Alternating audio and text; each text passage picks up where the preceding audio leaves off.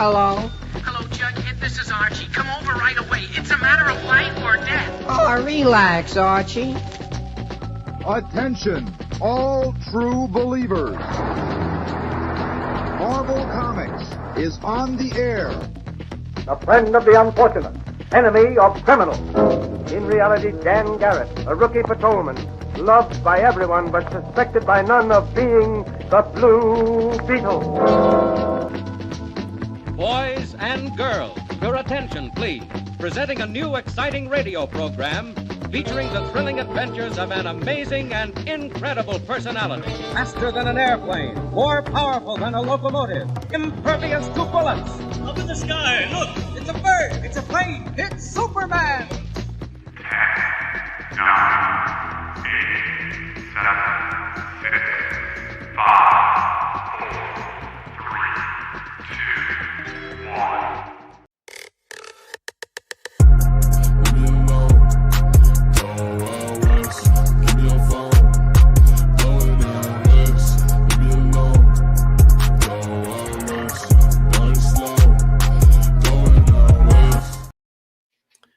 Ho, ho, ho, and yippee-ki-yay. That's right. We're out here on the best coast, living it up on Christmas Eve.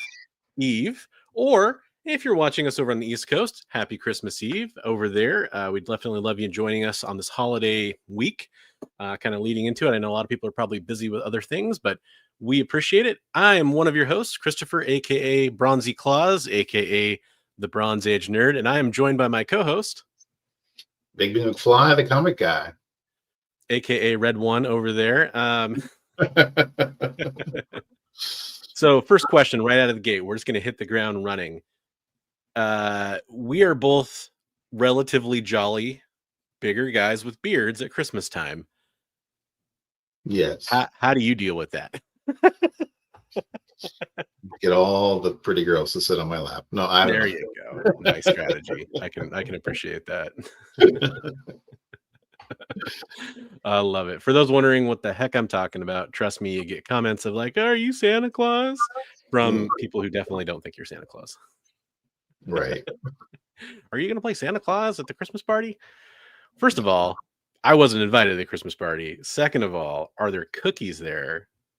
Third of all, how naughty are the party? It was because of what happened last year. Exactly. The incident with the copier did not go unnoticed. Well, hey, welcome to this very kind of special, little zany, little silly holiday edition. I've got my joyous holiday beverage right here that I'll be drinking. It's homemade Irish cream. You can assume that means whatever it means.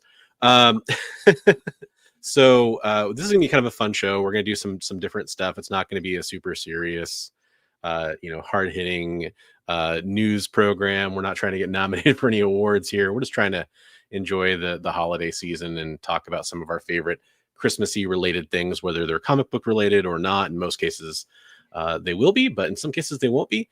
Before we dive into the heart of the show, we are streaming live on my channel, which is Bronze Age Nerd on YouTube. We are streaming live over on Bigby McFly, the Comic Book Guys channel on YouTube.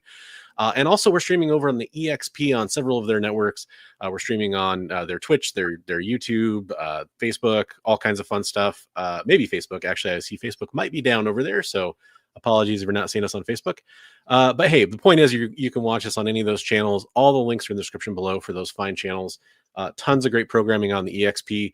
However, and hopefully my producer will help me out with this in a second here, I don't think a lot of those shows we normally talk about will be on because of the holiday.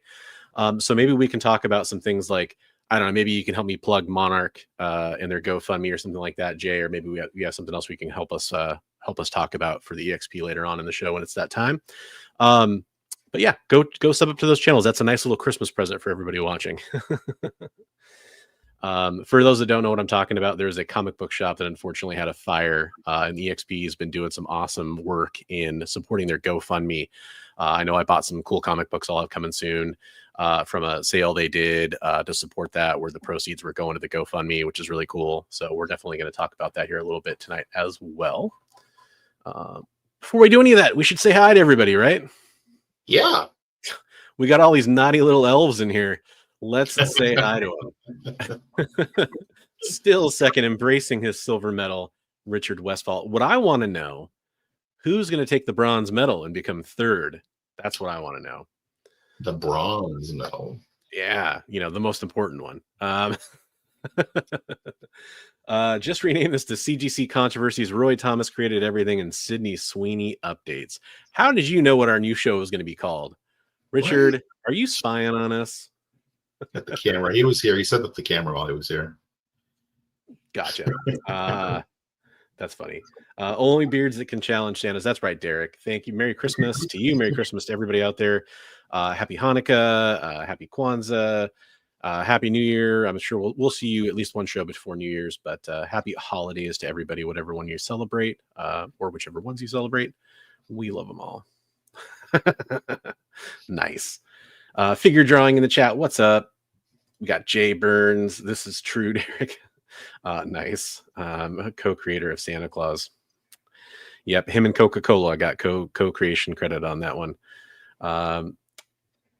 Talking fave Christmas comics. Yeah, we are. Fave Christmas covers, Christmas stories, Christmas movies, and then we're going to kind of open it up to if anybody has any like traditions or anything like that they want to talk about, any games they play at Christmas time, anything like that. We'd love to hear about it.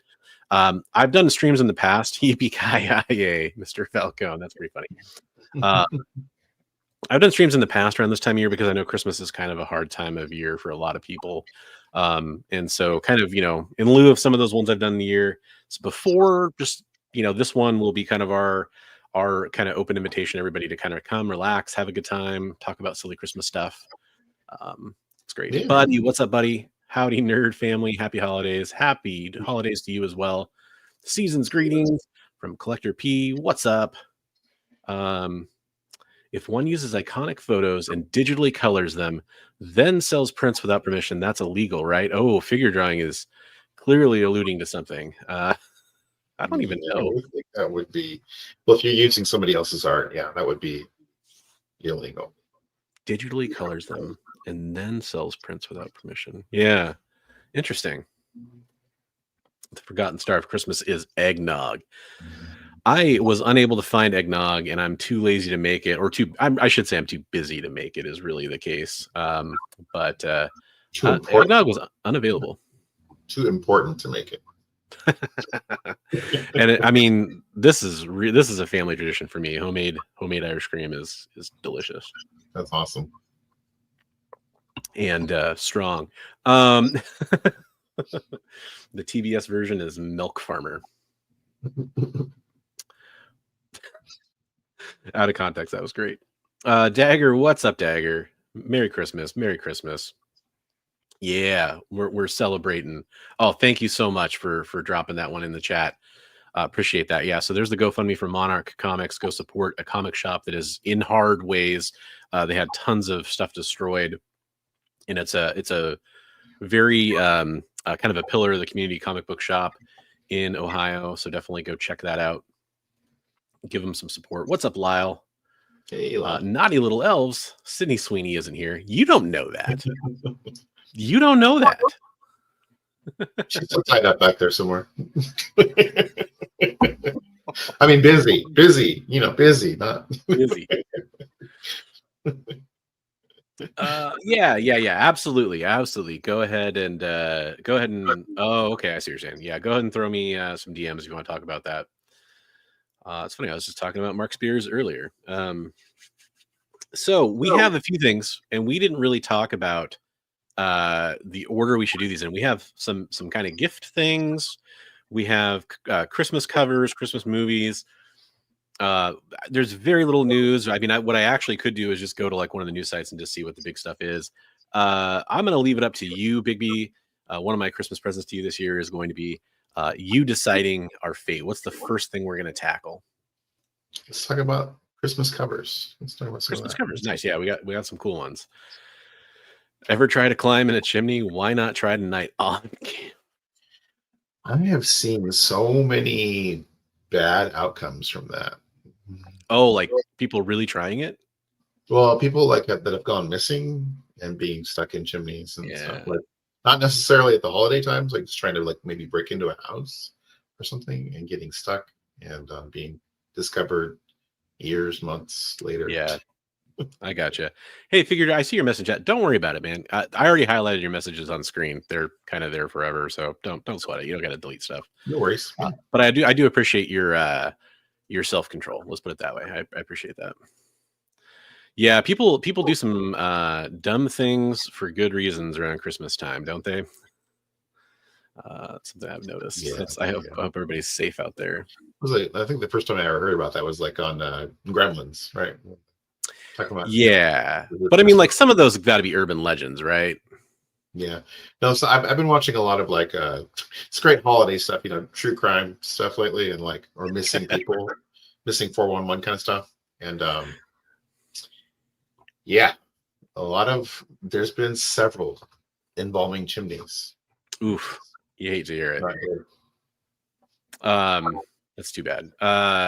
Hey, how about some Christmas covers, everybody? My whole family died in a chimney. Those tropes. Well, it seems like in poor taste for you to go around asking people to get stuck in chimneys, Chris. Come on. Hey, John's Comics with Kids. Merry Christmas. Thanks for popping by. We appreciate it. Oh, good point. They didn't put their thumb next to their nose and go down the chimney the proper way. Right. Oh. Yeah, they should have taken turns. Right. Yeah. What you do is you Crisco up the smallest one and you send them down first, and then they kind of lubricate it for all the others. Don't ask me how I learned that trick, but human centipede of chimneys. Yeah, that's one way to put it. And we're off to a great start. Perfect for the conversation at hand. So some of these covers are ones that I shared. Some of these are ones that Bigby shared. And actually, I opened this up on my Discord server, so some people were posting some of these on Discord. I think this one was shared by all three. And by the way, as I go through here, I was getting this together right before the show. There might be a couple doubles. I'll just quickly move past if we run into that problem. But obviously, the infamous Lobo Paramilitary Christmas Special. Yeah, great classic cover, classic comic book.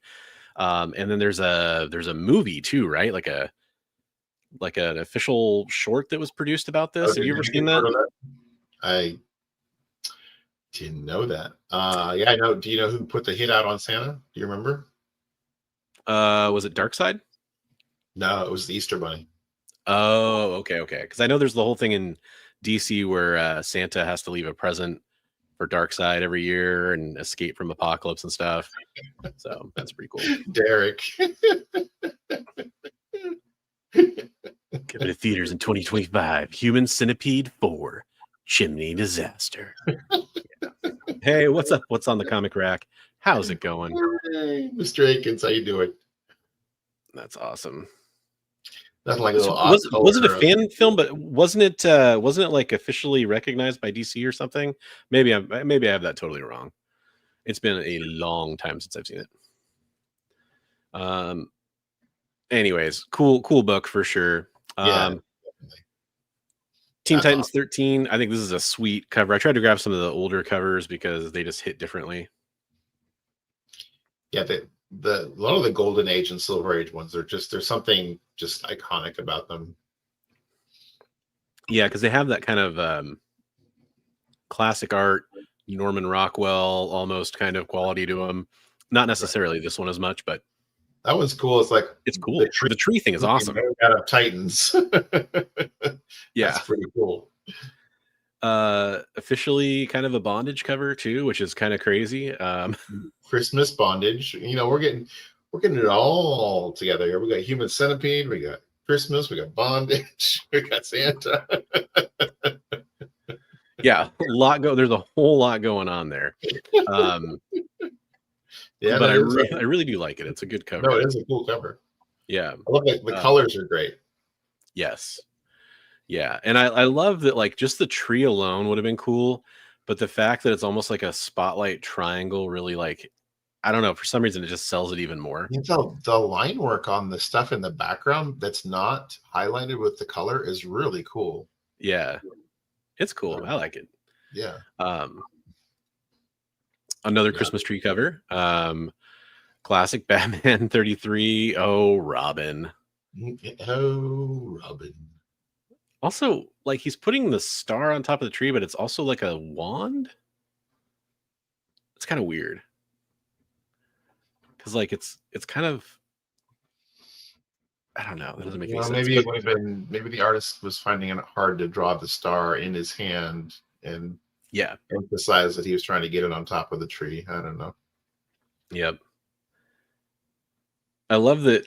Gosh, this would have been, what year would that have been? Issue 33. But it looks like it's still an artificial tree, which kind of cracks me up. 1940s. Yeah. Right. Yeah. That's great, though. This is one of the ones that got posted in the Discord. So yeah, forgive the text down here, but it's really cool. I didn't even know this cover existed. That's a good one. You know, that might even have been printed on the cover of that comic. It was New England Comics. Oh, yeah. It's possible. Very cool. I like that a lot. That's a good one.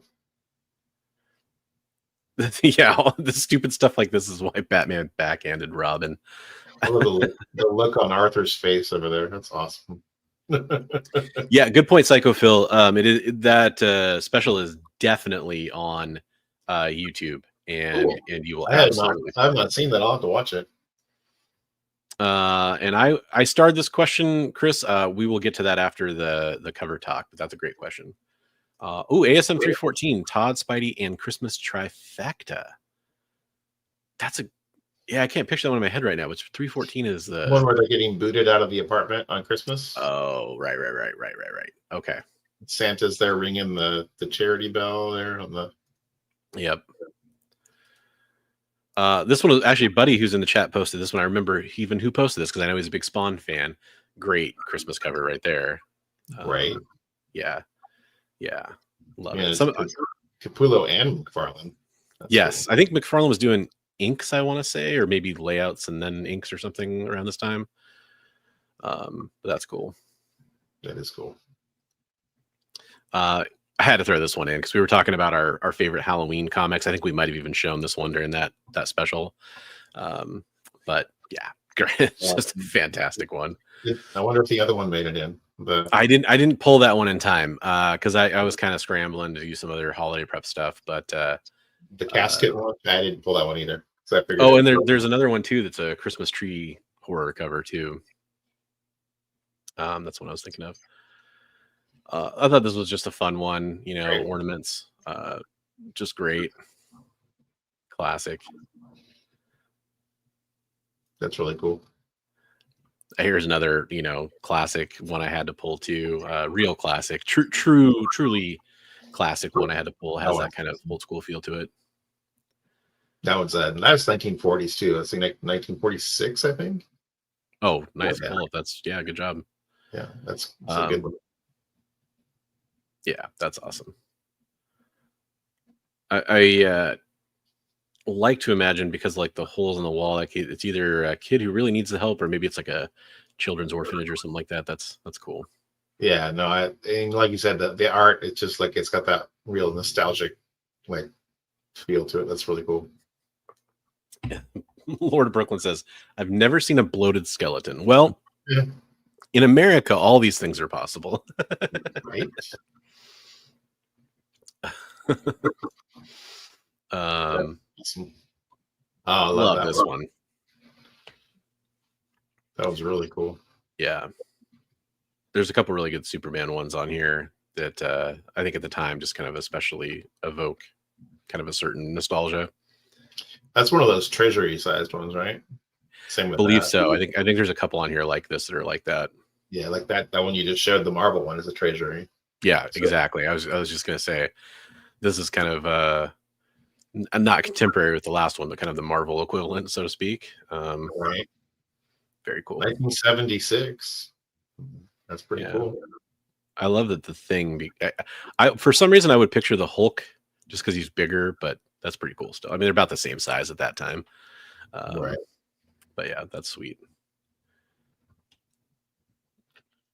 All time classic, right? Like this is like the diehard of Christmas covers, Right. Love it. And yeah, I think all three of us submitted this one to my Discord, me and you. Yeah, when I think of like classic Christmas covers, that's one of the ones that always comes to mind. Yeah.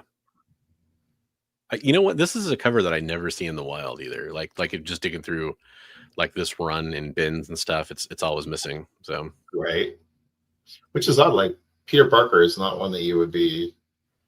It's not the most popular Spider-Man title, obviously, but I think that's changed a little bit the last few years. I'm seeing like some more nostalgia for that. I gotta slow down on the Irish cream. Getting a little too jolly over here. Wee! Jolly Christmas.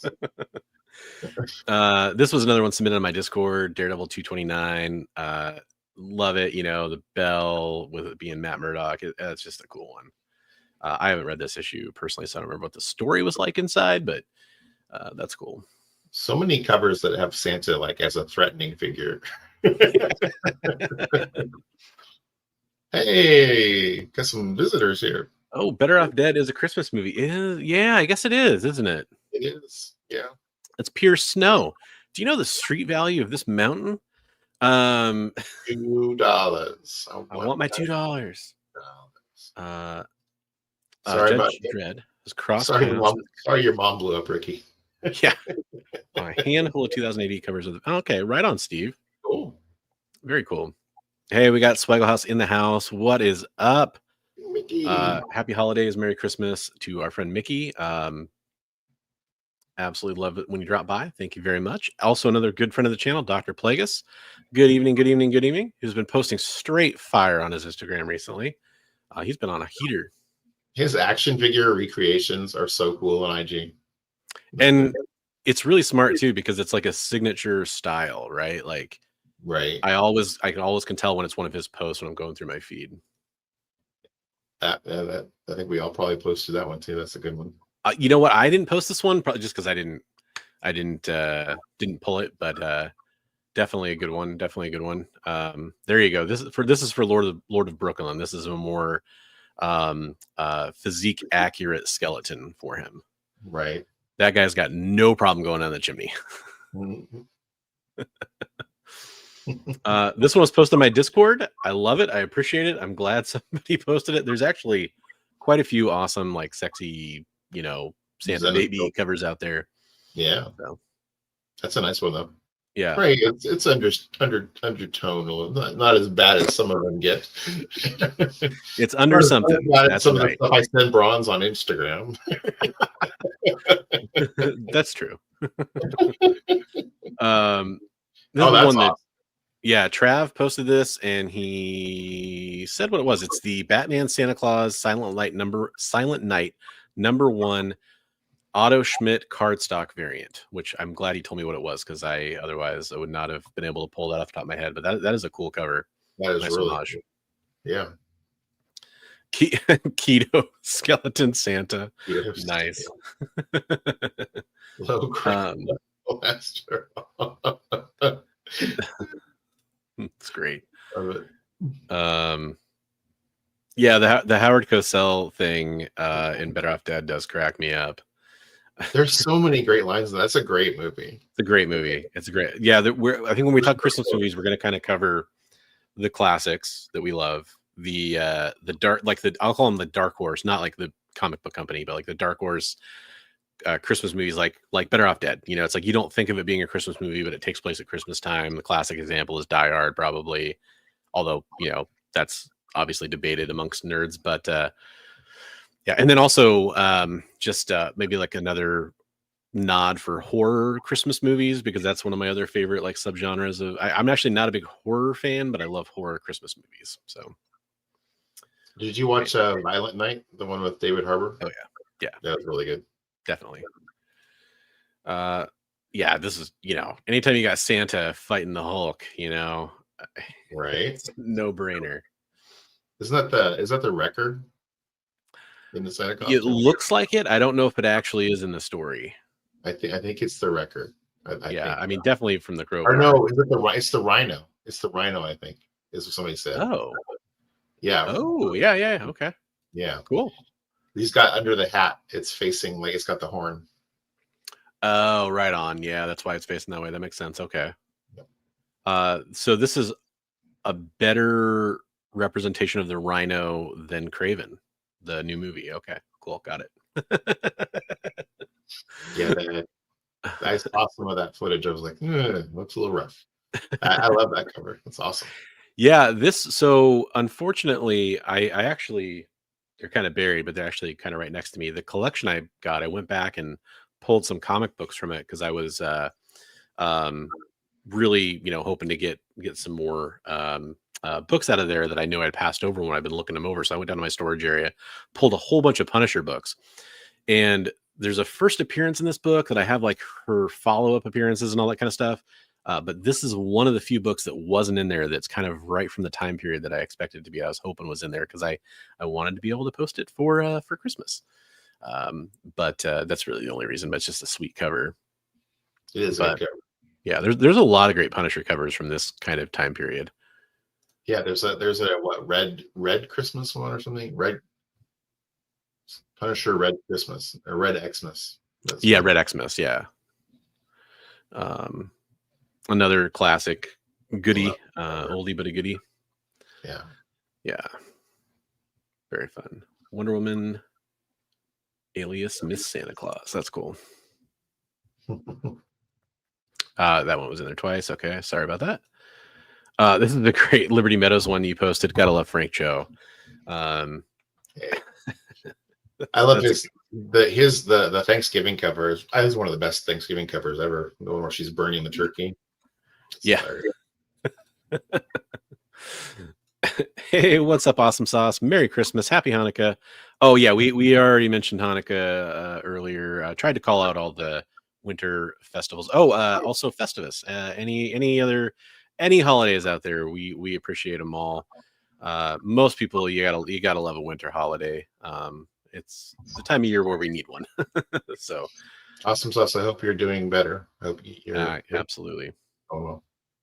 Absolutely. I love the kid whispering. Catwoman needs a shave. That's a great one. I like how Alan Scott looks like he's just had enough of this. He's like, come on, let the kids have a chance, right? Yeah. That's a great cover. That's great. Also, hold on, before we get to the booty there, I love how Santa's got a bell, like it looks like he's the one of the Salvation Army Santas, but he's just I don't know, just got plopped down on my Catman. Yeah. So Frank Cho, Jingle Bells. This is from Oni. Okay, All-Star Holiday. Hullabaloo. Okay, cool. Yeah, Frank Cho's the master of at least certain things. I feel like with this sack of presents, there should be some different presents falling out of there. But hey, she's keeping it nice. I appreciate that. That's a good one. You know what, Adam? I did not mention Life Day. However, I am wearing the Boba Fett holiday special T-shirt, like how Boba Fett appeared, like the coloration and everything, in the holiday special. So that's my subtle tribute to the Christmas Star Wars special, or holiday Star Wars special, I should say. Which is, truly something that if you want to go down a drug fueled rabbit hole, there you go. That's a good one for that.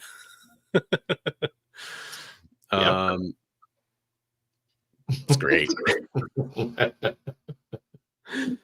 Wolverine just looked like he's over that. Now, if Wolverine popped his claws, would he electrocute himself if he cut himself out of that? Probably. Probably not enough to phase him, but be right into his because the claws are part of his bones, right? So yeah. That would suck, But I mean, obviously, Yeah, he's seems like he'd overcome be more worse. prone to like electrocution, right? Like, Yeah, like electrocution and drowning were like a couple weaknesses. Although I've pointed this out before. It's hilarious to me in the new X-Men stuff, like the newer X-Men stuff, not the title new X-Men. right. Wolverine just swims all the time, but like that was always like a thing where it was like he didn't like going in the Swim. ocean or swimming because he'd sink, right? He's not buoyant. He's so heavy, he just sink to the bottom. It's comic books. What do you expect? He can't swim. Ex-SSFD Lieutenant says, Happy Ramahana Kwanzmas. Hey, what's up? How's it going, X? Thanks for joining us. Merry Christmas. Happy holidays. Speaking of which, I should have just pulled, I when you sent this, if I wasn't so darn pressed for time, I would have just pulled this because I have it sitting right behind me in a box. Right. But you got that at Frankenstein, right? Yes, I did. Yeah, and I picked it up specifically so I could post it over the next couple of days. I just thought it was a fun comic to have. But I got that Catman one I picked up at Frankenstein. It's like the very first table we went to. Nice. Yeah, they got a lot of DC stuff. Yeah, that was cool. Here's one that Bigby sent. Caliber Christmas. It's cool. That one is a key because it is I think it's one of the very early Walking Dead stories too. Oh, Walking Dead.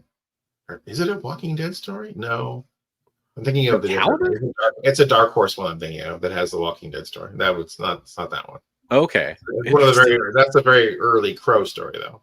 So okay. Well, in that, obviously, because of the cover and stuff, it obviously made sense. But so there's a Dark Horse comic that has a Walking Dead story in it. A Walking Dead Christmas story. It's the man and his son that Rick meets early on. Mm-hmm.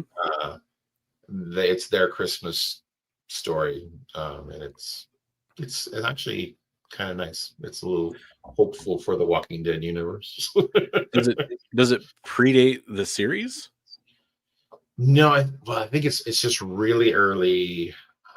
Somebody will probably tell us in the chat. It's really early in the series for Walking Dead. So I think that he meets that fella like in the first 10, 12 issues in the series. Yeah, for like first 3, I think. Yeah. I think it may be like the end of the first issue or the second issue or something like that. I could be wrong. It's been a long time since ever. Yeah, so this is like 1 year after he met them. So right on. Yeah, that's cool. Yeah. This was the other Superman cover I was talking about, by the way. It's kind of a Macy's special, but it's still just, I mean, that art alone is just badass. Yeah, there's some great Superman Golden Age Christmas covers. Yeah, definitely. And then I had to throw this one in here. Samurai Santa. This is, for those that don't know, first Jim Lee. What's that? I said it's a key. Yeah, absolutely. And this is the one that I would love to find. This is one of those ones where I feel like I could find it and maybe, find it for, it's not a super expensive comic book, but find it for cheaper than it, goes for. You probably find it in a 50 cent or a dollar bin somewhere. Yeah. So I bet you a lot of people looking at this have no idea what this is, but yeah. Yep. Very cool. By the way, guys, this is the last episode you'll have to put up with my crappy audio. I have a very nice microphone here that Ron's donated to me or gifted to me. It's part of the gift we're going to talk about later. Yeah, so, well, probably kind of right now, probably, huh? What's that? Probably right now. Are we done with the? I think that's all the covers. And let me see if anybody posted another one to my Discord. Not since the last one I pulled. Okay. So shout out real fast to Discord members, JLS, Misanthropy, FTW, Moth Boss, Viblade, Trav, Buddy, for all posting some Christmas covers in there. Hopefully you guys will still continue to do that over the next few days. So for Christmas covers, those are some of my favorites. I guess the other thing we should talk about is Christmas. Awesome Sauce. It's if it's the last one, it's Samurai Santa #1. It's the Solson Christmas special. It's the first. It contains the first work by Jim Lee in a published comic. I gotta remember to, when we're like showing those covers, we should have described them a little bit. Yeah, I tried to start doing that. For Awesome Sauce. YouTube has decided that our show is a podcast as well. So the Yeah. people are, oh, what a great cover by Frank Cho. Describe it. Derek says Vault of Horror 35, which I'm just gonna Google real fast because I I can't think pull that's it the off my head. casket one where he's got. Oh, that's the casket one. Okay. Yeah, Right. it's Okay. like yeah, we said that was a dual purpose, great Halloween one and a great Christmas one. Yes. There's another Bronze Age horror cover too. That I think I don't know if we showed it for a Halloween special, but we came across it for sure. During our research, I know I did. And I just, was like, oh, I should file that away for Christmas. And of course I actually did not do that, but I should have. Hey, Marcus, Red Chair Woodworks. Hello. Hey, what's up? How's it going, guys? Did you guys mention Batman Noel by Lee and no? So I didn't actually, but that's one of the ones I was going to talk about when we're talking about favorite Christmas stories. However, I have not read that since did that come out in the 90s or did that come out in the 2000s? I can't remember. I think it's 90s. I want to say. I don't know if I've ever read that one. Yeah, it's been so long. I remember liking it. I don't remember it very well. But I did get one more Christmas cover in here, so I'm going to show that real fast. Psycho Phil sent one in while I was describing this stuff, so we'll share that because it's a cool one. Got a Gwenpool. Holiday special. Yeah. Well, we got Gwenpool. We got kind of a Santa looks a little scary. Yeah. Yeah, he's obviously up to no good because he's rolling around in a convertible with a henchman looking Rudolph. I bet she's up to no good. And then you got Punisher, Deadpool, Miles, and Red Skull down here on the bottom. You got Red Skull with a Santa hat. That's great. Yeah. Love it. Punisher looks so happy to be caroling. I feel like he's the only one that needed a book, and then right, yeah, it's he's got the gun hidden behind the book, right? right. Deadpool's enjoying some holiday nog there. It looks like that's cool. That's a good one. Thanks, Psycho Phil. I appreciate that. But yeah, on the gift giving side of things, so I got a Black Friday deal for a new mic. I've been using it for the last couple weeks. It seems to be going well. I'm excited to use it for a recorded video because I can tweak some audio stuff on it that I am still having a hard time doing while I'm doing live shows. So it's probably a little bright. But my mic, I don't need two mics right now. And unless Bigby and I are going to do some co-location stuff, in which case I can bring one to him or he can bring one to me or we'll figure it out. So I was like, hey, we should get Bigby an upgraded microphone. So he'll have that working. Apparently it was not liking him using it prior to the show, but that will change. Right. New Year's resolution 2025. The camera was jealous of the microphone. The camera said, no, use my microphone. Use my microphone. But I've tried to help out Bigby with some of the presentation stuff so he can continue to make awesome content, that people can hear a little bit better, people can see a little bit better. Because I know that is something that is a real hurdle. Early days on your channel on YouTube, it can be expensive. So I appreciate it. Super much. Super appreciate it. But yeah, hopefully get some use out of that. Oh man, we got other ones coming through. More covers. Let's take a look. What do we got? Give me a second to get it. Get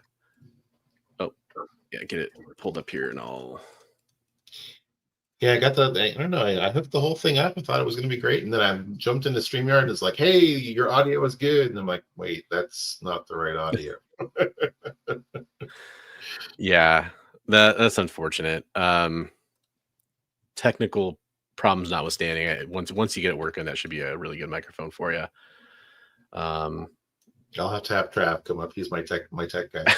Well, and I can probably swing by too. Is the other thing is it's not. It shouldn't be hard to get that going. I wouldn't think, but sounds like one thing in Windows probably isn't cooperating. But here's one. Buddy sent this through too. Joker Uncovered #1. I remember this was, I think, came out last year. I think that's a great one. Yeah, this was kind of a hot comic book around Christmas time last year, if I'm not mistaken. That's a really cool one. Looks like this is the European cover. The filthy green beard. Boy, talk about bad Santa, right? Right? Yeah, absolutely. That's cool, man. Thanks for sharing that, buddy. I appreciate But it. yeah, we got Joker on the. He's sitting kids on his lap with the filthy green beard. Looks The kid's dressed up as really Robin. weird. Yeah, the kid's dressed as Robin with a Batman plushie on his arm, and he's just crying his eyes out. I love the like even the detail in the background spot on. Yes, really, really nicely painted book. That was Joker Uncovered #1. That's awesome. Yeah. Who's the artist? Do you know? I want to off the top of my head I want to say Bermejo, but I could be wrong. Yeah, it's beautiful though. Really, really nice. Derek, if you jump in the chat and send it to him, you can show it. Yeah, jump in the Discord, man. jump in the Discord. I think Derek's on my Discord. I can't remember if he joined or not. But I did want to say real fast, Jay was nice enough to help me out with this because I wasn't sure what the schedule was like the next couple days with the holiday. I'm just going to read it straight from the message. There is a pre-recorded interview that Henri has with Fish Lee for tomorrow. So that should be going up. No live show scheduled at this time. Yeah, so that should be going up. We don't know the time, but keep your eyes peeled. Hey, guess what? If you're subscribed to the EXP and you have the bell rung on there, you'll get the notification when it goes live. So that's the best thing I can do for you is give you that. And then that way you'll make sure to get that going.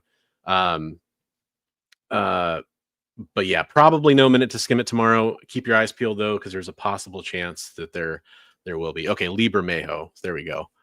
Yeah, that's who you got. So good on you. You nailed it. Oh, yeah. So Awesome Sauce, did you guys mention the Batman Adventures holiday special? No, we didn't mention it, but not yet anyway. But that is one that I was fortunate enough to pick up at the previous Frankenstein swap because the first one we went to. Yeah, because Bigby was good enough to point it out to me. I forgot that was an early Harley Quinn book. I mean, it's a cool comic book, but I mean, a very cool comic book, but I just forgot that it was an early Harley Quinn, which I've been trying to grab all those whenever I can, including multiple Eisner Awards for that book. Yes. Too. Yeah. So very cool book. That one, Batman Noel, trying to think what are some of my other favorite holiday. I mean, I love, and I did. Oh, I'm really neglectful for not. Was it 143? X-Men 143. I was gonna say that's one of my favorite Christmas books. Yeah, I was wanting to pull the number, but yeah, it's got it's a Christmas tree cover. Takes place at Christmas time. Kitty's alone in the mansion, more or less. Great comic book too. Yeah, that's a good one. So that's was it 98? Maybe it's 98, where they're in Rockefeller Center with the Christmas tree and the Sentinels attack. Yeah, that's a good one too. Trying to think of what else. There's it's not like it's that special. There's one where like Cannonball fights Gladiator at Christmas time around New York City. That's like I don't remember that one. 17 or something like that. It's a Majorera issue. Well, it's an X-Men issue, or yeah, it's like during the Majorera run. Man. It's kind of when Gladiator's weakness kind of first gets utilized, where his powers are based on confidence, basically. But it's not really like it's kind of it's the diehard of comic books. It takes place at Christmas, but it's not really a Christmas comic book, right? I'm trying to think of any other. Isn't really either, but I mean, it takes place at Christmas time. Yeah, that's true. Same thing with the Alien one that it just takes place at Christmas time. Well, we can't have an invalid Discord link. Thanks for letting me know about that. That probably explains why some people sorry, Derek, haven't been able to get into that one. I will. How long that's been that way? You know what? Discord's weird about that sometimes, where I feel like sometimes they just kind of randomly invalidate the token or whatever. I just pasted it in a chat, so anybody can find it on any of those. It's free. Get on in there. You guys get in and jump in and chat with all of the Bronze Age nerdies. Aliens, the family Christmas movie. No, that was Chris Claremont and John Byrne thought they were being so clever about trying to basically rip off Alien, and it was like so blatant. yeah, it's It's fun, but it's not, you know. Yeah. It was good, though. It's a good issue. I enjoyed it. And unfortunately, it's the last issue of the Byrne Claremont run. Yeah, that's true. That's true. I don't know the issue number. There's a great issue of the Incredible Hulk where the Incredible Hulk fights the Rhino, and Rhino is dressed as Santa Claus. Yeah, we showed the cover for that one. I think maybe right before you jumped in. Awesome sauce. He's got his horn underneath the hat in a great little swoosh. And I forgot the issue number, but I can pull it up real fast. It is 378. The Cannonball one? No, the Hulk one. Oh, the Hulk one. Okay. Yeah. Hey, we got several people jumping in. Man, you know what? Because people are dedicated and showing these off, I will do my part. I'm always irritated at the way that StreamYard wants this to work for sharing windows because it's kind of a lot of clicks, but here we go. There it is. That's the one. The nice. Mickey Mouse magazine one. That's a great one. Really you gotta love that. December 1937. Wow. And this is from the era where Mickey Mouse to me can look a little terrifying sometimes. However, this one avoids that. Yeah. There's some of that like Steamboat Willie era, like Mickey Mouse stuff where he's a little creepy looking. That doll in the bag though, she's a little scary. Well, I mean, everyone knows dolls are haunted. Like they're just all little. No, me. You didn't feed me. No, that's a great one. Thanks for sharing that. Really cool cover. I love it. Yeah. 1937. That's so cool. Yeah. That was when I got that collection with Ryan. There was a bunch of those Mickey Mouse from the 30s. They're really cool. You mean Automatic Comics? Ryan from Automatic Comics, which yeah, he just sent me a message today. He's like, I had to send this to you, and it was Bigby's coffee. And I'm like, well, how was it? He's like, well, I didn't stop. I'm like, you've got to stop.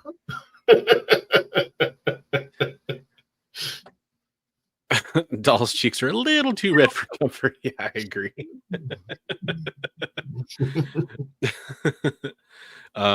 It slapped around.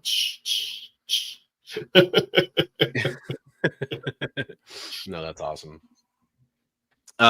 So yeah, we have a few other things. This is like the Last Jedi moment. Who goes first? You go first. I go first. You go first. We go back and forth. Okay, cool. So I have a card from you, and you have a note from me. So we can do those first. Okay, let's do it. So the note. Oh, by the way, actually, you know what? Before I even do that, I want to give a shout out real fast to somebody. Yeah. This isn't really a Christmas present, but I got it very, very recently. So I just want to show this off real fast. This is kind of a personal goal acquired kind of moment for me. I've been wanting to get some kind of X-Men related first appearance mutant key this year and wasn't really successful. However, thanks to QWERTY Comics, follow QWERTY Comics on Instagram. He's a really cool dude. He works for Excalibur Comics out of Portland, which is a great comic book shop. He kind of made something happen between Excalibur and me. He helped me out a lot as a kind of a middleman because I couldn't make it down to Portland, and they had this in their shop. Very, very thankful to have picked up the first appearance of Sabretooth in Iron Fist 14. That's so cool. Yep. It's a mid-grade. It's got like a crease on the corner, and it's got like a little bit of a tape pull down here, but it makes up for it by being signed by Chris Claremont on the inside. Oh my goodness. There you go. Yeah. So that was really sweet of him. Like, yeah, I told you the other day I was hanging out with the guys from Future Past Collectibles, and he was going through it. He's like, we were trading some Daredevil books, and he opened up one of my books. He goes, "You don't want to trade this one?" I was like, "Why?" He goes, "It's signed by Frank Miller." That's especially in the Daredevil run. That's cool. Yeah, it was Death of Elektra. Oh shit. Yeah. Good looking out. That's good. Yeah. I mean, and he and hey, all props to him. I think I mentioned this before, but like he was the one looking over condition and everything, and he could have not even mentioned that and just been like, "Oh, cool," and thrown it in his pile, and then away he went with that Frank Miller signed book. But he was totally honest up front. He was like, "Hey, you don't want to trade this? This is signed by Frank Miller." So that was really cool. That's awesome. Yeah. Well, wow, that's cool. So did you pull that from a collection, or you think you pulled that from a bin, or? I think it was like I bought a bunch of Frank Miller from several shops where it's just like bulk Daredevil Frank Miller run stuff, and I don't know which one I got that one from, but Gotcha. Yeah, it's just cool to find. I got to go back through and I need to start going back through everything and looking for Mark Jewelers and signatures, because I know I've run across so many signatures. I think What's on the Comic Rack ended up with a John Byrne signed early uncanny issue, like the one with where they're in the volcano. Oh wow, okay, yeah. Signed John Byrne right on the front page, the first page.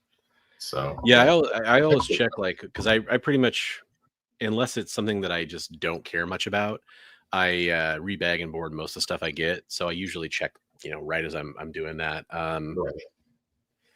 Yeah. Pop Comics just had a thing on his channel where he did 900 Mark Jewelers he got in one lot.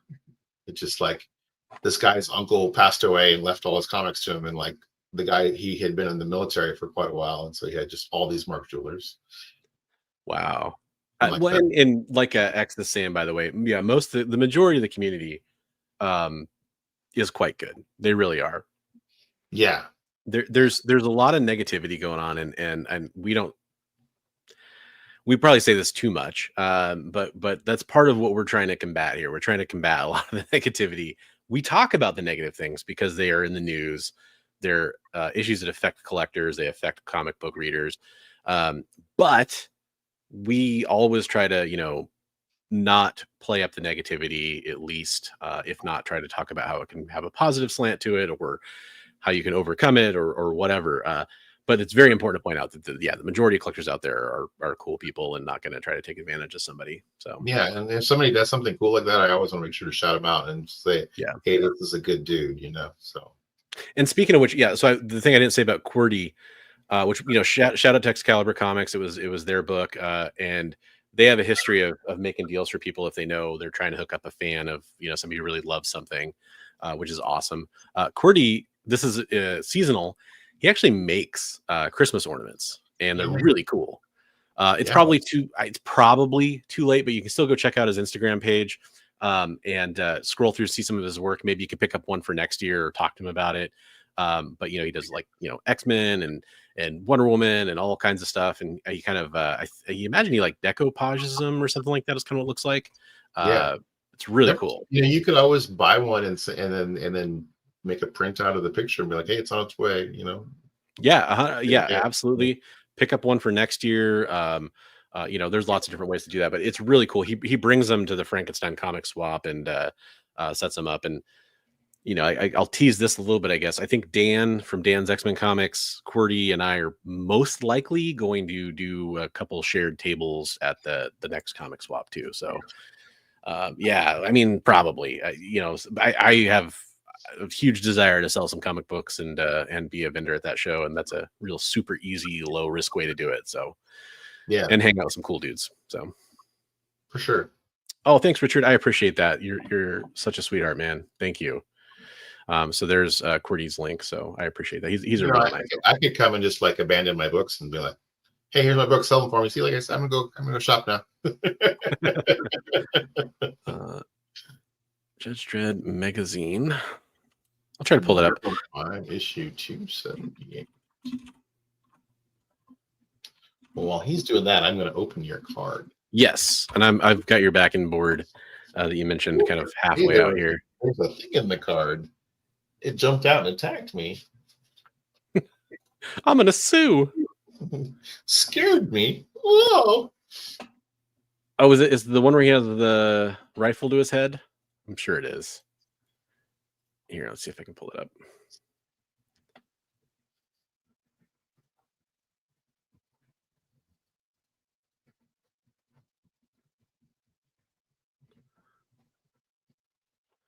There we go. That's cool. I can see it. Yeah. That is really cool. Is that who's the artist on that? I can't Signed tell. over there by the edge of the last D, I think. But for those of you listening, it's Santa's sleigh is way back in the background. You got Judge Dredd has Santa in cuffs. He's got the gun to his head.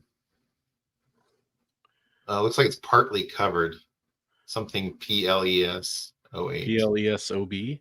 Oh, 08. Okay. So Yeah, like that's a cool cover. Very nice. Flores or something, maybe, or I can't really tell. I know Alan Davis did a lot of covers for that a long time Yeah. ago. So, but I'm sure that's not Alan Davis, but it's really cool.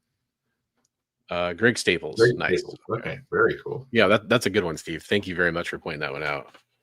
All right, I've got your note here. Yeah, so I know for your work, caffeine can be pretty important. So yes, so thank you, Bronze. Bronze sent me a Starbucks card. Brain not working. Not a sponsor. Yes. And that's it. No. A wonderful Christmas card. Wishing you a very Merry Christmas, and it's signed by Bronze and his whole family. It says, "Thank you for being my co-pilot on this adventure," which I think I said something similar in my note. Oh, there we go. Yeah, very much same in line. Do you want me to read it or no? Yeah, go ahead if you're okay with it. Yeah, totally. The greatest gift I received this year was the gift of your friendship. Thanks so much for going on an amazing adventures with me. Looking forward to what the future brings best. That's awesome, man. Thank you very much for that. Yeah, that's cool. Yeah, and I had my family sign. I think my daughter kind of smudged the ink when she signed it. That's okay. That makes it even more like authentic. It's like, hey, it's that age. That's really cool. Yeah. Right. All right. Well, let you go pull something first out of there. I think there's a specific order, so you got to go down the order. I'm pulling the first one first. All right. All right. First one first. All right. So we have. Oh, okay. Yeah. We talked about this. This is Astonishing X-Men number 19, the variant edition, the Cyclops kind of focused color cover there. That's cool. Yeah. Nice. Very nice, man. Very sweet. And you got to explain what this is. This is a Masterpieces XL Upper Deck. Yeah, card? So it's Marvel Masterpieces. They're like oversized cards. It's still a sealed box. It was just one of those kind of cool things that I had that I almost threw into the Heroes for Heroes auction, but I was like, nah, but I thought you might appreciate that. It's kind of cool. Still getting something sealed like that. And cool. Kind of do whatever you want. Should I open it up and see what I get? That's up to you, man. Should I keep it sealed? I don't know. It's up to me. I don't know. Maybe I'll hold on to it for a minute. Think about it.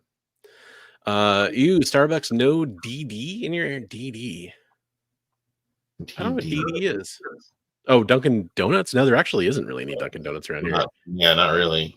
No. It's funny. I think Bigby and I are both fans of more independent coffee places in general. Lots of great ones around here in the Northwest too. Unfortunately, there's not an easy way to do gift cards for whichever ones I don't. But luckily I know you'll always be driving by a Starbucks. That is true. That is true. Or you get like a mug, or you get all these notes from me or texts from me like, "Hey, I started at 4 a.m. today." Or, yeah, and here it is. It's 8 o'clock at night. I'm still working. Okay, I'm gonna start kind of doing these upside down so I don't see the next thing. But I'll pull the next thing. I already did see it, but this is cool. This is an issue I need for my run. G.I. Joe number 26. It was in your bin in my lair. Yeah. We after Heroes for Heroes, Comics Limited and Bigby were kind of doing some trades and some swaps, and he was looking through some stuff, and I was like, "Oh, I need that. Oh, I need that." Things that Travis didn't need. Right. So yeah, there's friends of mine have a bin, like a pull box at a comic shop. They have little bins in my room where stuff that person might want. No, thank you for that, man. I appreciate it. It's really cool of you to do that. I totally was gonna trade some stuff for you, but there's plenty of things to trade for. Don't worry about it. We got plenty. I was going through things like, well, I'll talk about more when you get to the stuff. But I was going through things going like, I really want to give this to him. I'm like, why not? Just give him the things you want to give to him. So, so this says, if Mickey's still in the room, Specklehawks, Thank you. And so this is from Mickey and Bronze. So I'll be honest, the mailer is what Mickey sent some of the Sanity comic books to me in, and I just reused it as wrapping for you. Oh, so this is the Sanity wrapping, but you reused some other stuff. Okay, gotcha. Yeah. Okay.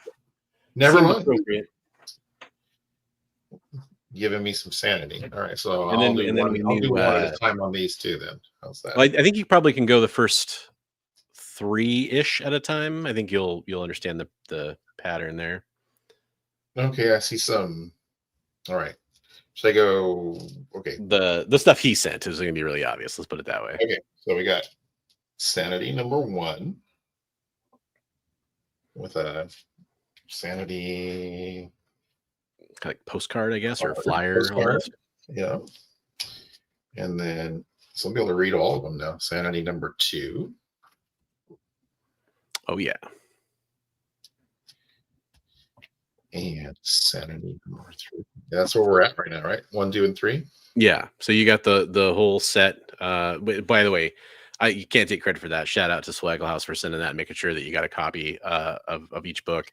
That was really nice of him to do. He was really just generous because we had him on, talked about the book, and that really wasn't even the point of having him on, but it's something we definitely wanted to highlight. And yeah, no, that's really to do that. That's super cool. Thank you, Swagger. Really appreciate it, and thank you, everyone, for being the middleman on that. Yeah, that's absolutely, man.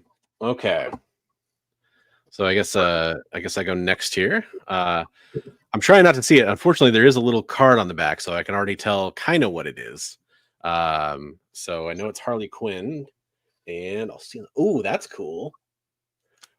Right on, man. So that's it's Ijaker. Okay, right on. Nice cover. Always love my Harley Quinns.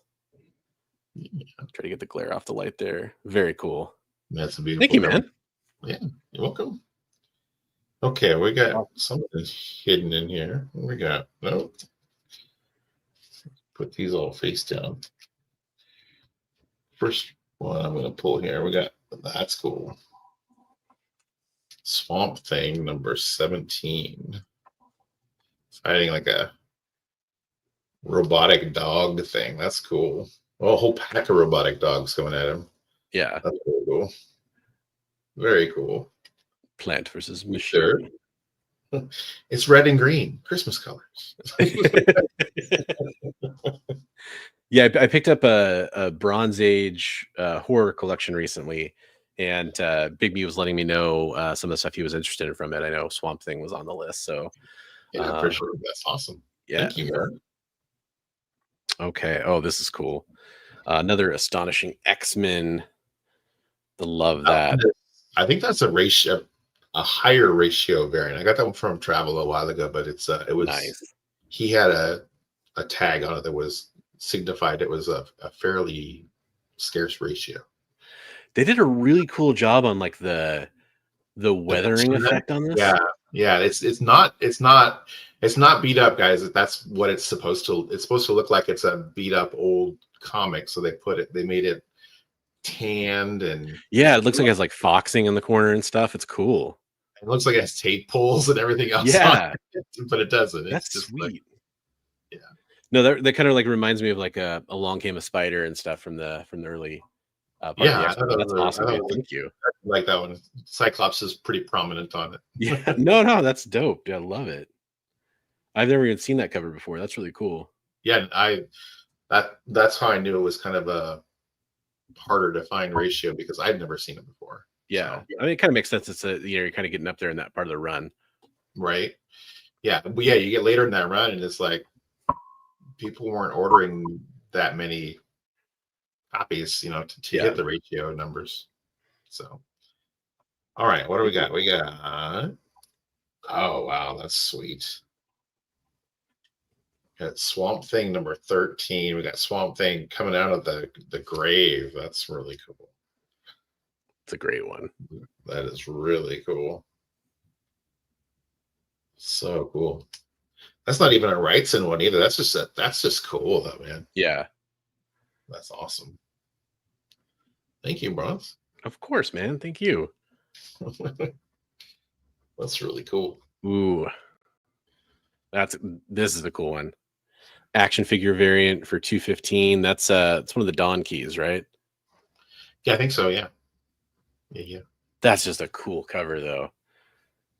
I love that one. It's I got Snake Eyes. It looks like it's the old school action figure Commando with the old straight arm. Is he straight arm or swivel arm in that? This is the swivel arm. He's a swivel arm. Okay. So it was like the Gen 2 of the first. And it's like a newer style of the figure too, kind of. But that's just cool. Yeah. Yeah, I've got the Snake Eyes Rob Liefeld series that came out. I've got the action figure variants for the first couple issues where it's like different versions of Snake Eyes. That's cool. And I had them like kind of side by side or whatever displayed. But yeah, I love all the G.I. Joe action figures. Because I mean, like, out of all the action figure variants, the Star Wars ones and the G.I. Joe ones are the ones I think about the most because they had action figures, right? I kind of spoiled that one for you a while ago. Do you have this? You're like, no. I was like, Merry Christmas. And you're like, thanks. Yeah, not super surprised, but super happy to have it. So thank you very much, man. Very cool. Oh wow, this one's really cool too. I love this cover. The reds on that are awesome. Yeah, really bright. Still bright, still saturated. Yeah. Swamp Thing number 12. Very cool. Yeah. Very nice and bright reds. Hey, what's up, Austin? How's it going? Good to see you, brother. Yeah, I love that. That's really cool. I like he's got the big stick he's putting in the dinosaur's mouth. Yeah, like I love the cartoon, like putting the bone in the T-Rex's mouth. Kind of thing. Yeah. Or the Rancor. yeah, exactly. Hey, for those that don't know, Austin is a fantastic artist, by the way. Go check out his Instagram feed and follow him. He does some great stuff, and he was a donor for Heroes for Heroes as well. Not this year, but the previous year, he donated a slab and some other cool stuff. So definitely go check out Austin LeMay for sure.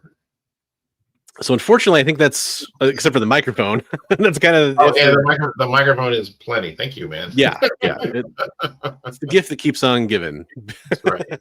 It's the gift that gives to others as well. It'll give good audio. Ooh, this is cool. A little Zerdy action here. Yeah. Nice. Is that Hack Slash? That's the Hack Slash body bags number 1. Nice. Oh, that's cool, man. The Dirty Zerdy tattoo variant number 1.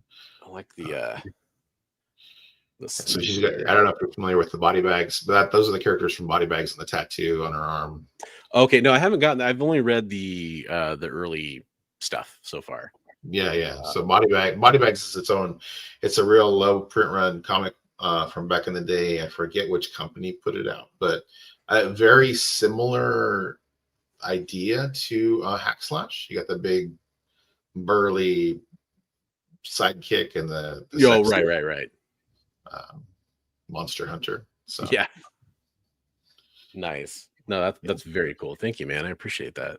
So that was that thing I was showing everybody, and it ended up Travis and I went in and got on all of them, all the slots, and he gave both of us an auto and a regular event. So oh right, the giveaway on the Facebook on the Instagram page, right? Yeah, okay, that's right. Now I remember that. Okay, I was like, well, I have one to gift now. Nice. Okay, so I do have. I think there's like one more here. So I haven't seen it yet, so I'll hold it up for the camera here. Oh, dude, what? No way.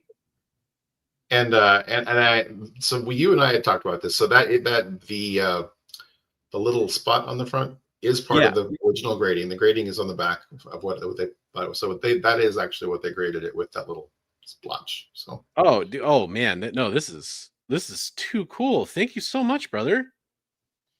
Wow. I did not expect that.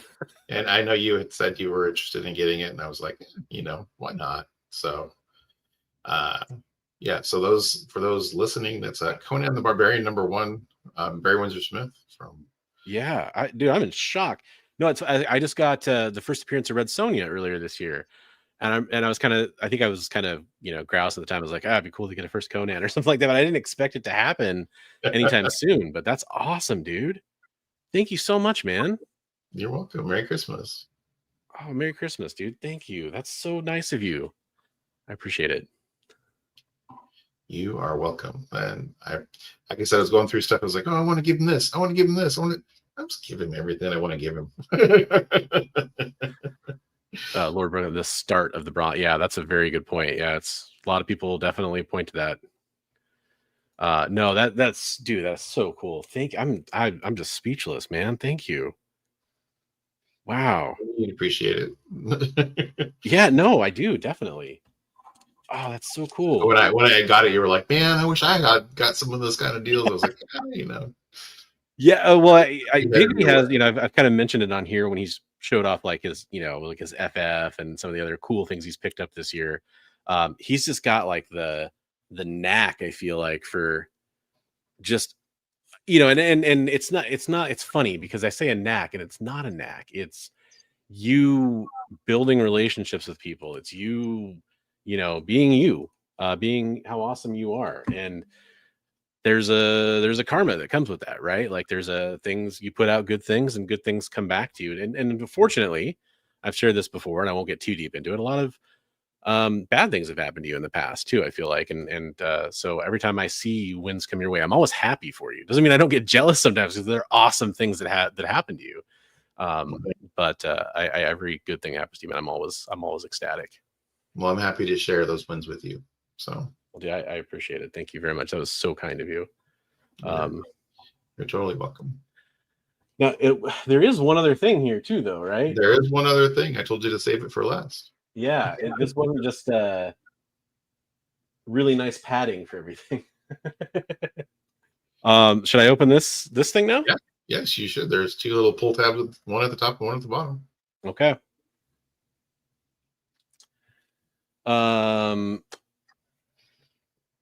What is it? What has the spot? Oh, it's Conan #1, Awesome Sauce. It had a little tape pull on the cover, and like a very tiny one. And so I questioned whether they had initially graded it a 4.5, I believe. And yeah, open this up. I have not looked at it though, so okay, keep my eyes away from it. Yeah, it's a Conan the Barbarian #1. First Conan, for those that don't know. So cool. That's awesome. Okay. So let's see. I'm gonna because it's so big, I'm gonna check this out first. Oh, dude. You said you didn't actually have anything that was like published, and I was like, I wanted to make make your first piece in your published collection. Oh my god, dude. See, I don't know how well this is showing up for the camera here, but this is a page from Amazing Spider-Man by Ryan Otley. Dude, thank you. Oh my god. Yeah, ASM issue 4, page 18. Yeah, for all the original art pages we've ever done for Heroes and all, I didn't own one. Now, damn, dude. Yeah, so I won that one as a giveaway on West Coast Avengers, and you and I were talking about original art, and I was like, I felt like you needed to have a piece that was published in your collection. So, dude, and Otley is one of my favorites too. So, I mean, that should be right out of Invincible. That page. I mean, yes, it very much looks like the cyborgs. It's a giant robot with a mad scientist with cyborg parts. One eye is a giant cyborg part and everything. Yeah. No, 100%. And yeah, like luckily, I'd be happy with any published art page would be so awesome, but to actually have one by an artist that you actually love is even cooler. And to be given it by your friend on Christmas is 10 times cooler than that. So thank you, man. Jeez, spoiled me here. Well, you deserve it, buddy. I can't thank you enough, Brian. Thank you so much, man. You thank me enough. You don't have to thank me anymore. I just want to give to my friends. So, Well, yes, you're generous, dude. Shout out to West Coast Avengers. It was his 4,000 subscriber giveaway show or something. And Yeah. Which we kind of were both in the chat at different points. I had worked like a 14-hour shift or something, and I was like in and out of consciousness. And he's like, "Hey, and we're giving away a piece of artwork," and I was like, "Yeah, I want that."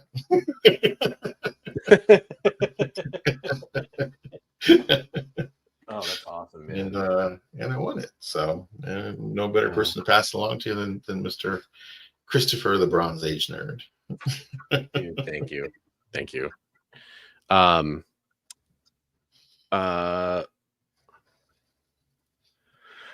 What beats a Conan number one? Conan number one. Well, he's doing. I think he's doing voice to text, so it's probably just coming through. I don't know if anything beats a Conan number one. I mean, well, I guess there are some things out there that could beat a Conan number one, but they're I think it's the Giant Size X-Men or the Hulk 181. I'm sorry, but no, yeah, I definitely would expect that. But yeah, no, that's just fantastic, dude. Kind of, I don't know a good segue to move on to our next segment, but what I will say is just Merry Christmas to everybody out there. Happy holidays. We do have a little bit more stuff to talk about. It's probably going to be a little shorter show than some of the other ones we've done. But I have a couple of like past holiday gifts to show. If that's that's one of the things we're going to talk about. So that's a perfect segue. Yeah. But I was going to say to everybody out there, especially those in my Discord, if you're watching, if you ever next year, if you want to do, it's too late this year. If you do want to do like a Secret Santa kind of thing or something like that, I thought about that this year. So let me know in my Discord if by the way, I just post the link in the Discord if you want to go join. Let me know if you're interested in doing that next year, and I can kind of get it set up, end of November or something like that. We can kind of do the roll call and see who wants to be in it. Because that's one of the things I was going to kind of think about doing, because normally I've done giveaways on Christmas. And I've got so many things I'm backed up on shipping out from channel giveaways and stuff like that. I didn't want to do that again this year. But I do want to, kind of try to get the love out there. So if you're interested in doing that, let me know. And then Bigby has some previous Christmas gifts he wanted to show off. Yeah. So last year I was part of a Secret Santa thing for one of my Instagram groups that I hang out with. And, Brandon from Mon Comics. Oh, yeah. He was very slyly asking me who my favorite comics were and my favorite. So, I'm like X-Men and, G.I. Joe. And he's like, who are your favorite characters? And I'm like Snake Eyes and Wolverine. So he sent me a really high grade, the Marvel hologram of Wolverine. Oh, right. Yeah, I remember you showing that off on your channel. Series one. Yeah. Yeah, that's a good one. And then this one blew me away, though. This is the one that made me cry. He sent me a PSA 10 or CGC 10 Wolverine rookie card from the same set, which is worth a lot of money. That's a nice card. Yeah. And I was just blown away. Yeah, so that was an awesome gift. Thank you, Brandon. I still have it set aside in a place of honor. So thank you for that. That's such a cool card. Yeah, very, very cool card. So so in that set too, there's two Wolverine cards, right? Because there's the brown and orange, and there's the blue and yellow. Is the blue and yellow in that? I don't think the blue and yellow was in that series. I think it was just the brown and. I think there's two Wolverine cards in that series. Maybe. Yeah, but this is the one that I got. So I was going to ask you though. So, which costume do you prefer? You prefer the tan and brown, or do you prefer the blue and yellow? Tan and brown, I think. This is the one that that's the first one that I was exposed to. And I mean, the blue and yellow is okay, but it doesn't make a lot of sense for trying to be sneaky. Yeah, for sure. It makes more sense as a team costume, but it's not a good solo costume. Yeah, for sure. Which is ironic because it started as the solo costume. Right. And then this year, as part of the Secret Santa, and Bruce from Up North Comics, he and I had been talking about doing a trade earlier in the year, and so he's like, I know exactly what to send you because it was stuff that you were interested in. So it's a bunch of Marvel Bronze Age horror stuff. So Tomb of Dracula nice. 14 is a real nice high grade copy of that. And Werewolf by Night number 10. That's a good cover. High grade, nice copy of that. Yeah. No, please don't kill me. I'm your sister. Yeah, the werewolf was getting, she's shackled up in the sewer and the werewolf's coming to get her. And then Werewolf by Night number 16. Ooh, nice. Hunchback of Notre Dame. Yeah. Good deal there. Hunchback's coming with a bell to attack the werewolf. It's lady in the red top all the time. Hey, it pops, right? Draws your attention. And then Werewolf by Night number 21. We got 2 werewolves. Oh, right on. Yeah. I love that. That's so bright. The colors are really bright and nice. Yeah. Piece. So, yeah. So, yeah. So, shout out to Breach from Up North Comics. That's funny. I was telling you about some eBay action that I was trying to get in on, and that Tomb of Dracula is one of the ones I missed out on by like $1 or something like that. You've been getting some really good deals on eBay. Yeah. I've been trying to work the system as much as possible. Trying to follow sellers and kind of get in there and snipe at the last minute where I can. And I lose some ones that are very frustrating that I probably wish I'd put a higher bid on, but I've done pretty well on the other ones. Actually, hang on 1 second. I'll show you some stuff I got. I don't need to be the main focus anymore. You're right, but I forgot to take myself off there. Yeah, so I just got in. So let's see here. Some of the Hush books. I already had a copy of this, but it's a classic book. So, and I paid a couple dollars each for these. Classic fight there with the Joker. This is can't remember if this is the second print cover for 619. Is it the gatefold? No, the gatefold is this one. Yeah, I think that 619 is that's the second print 619, and this is the gatefold. Maybe the gatefold was the second print. I'm not sure. Yeah, I can't remember exactly how it goes, but and it's been like 2 weeks since I bought these. They just came in. But yeah, some good Hush books. I have all the A covers for Hush, so getting some of the variant covers and stuff was kind of nice. And then I mentioned trying to grab some early Harley Quinn stuff. It's kind of been the goal of mine. I got Harley Quinn number 5 from her first ongoing. That's cool. Great cover there.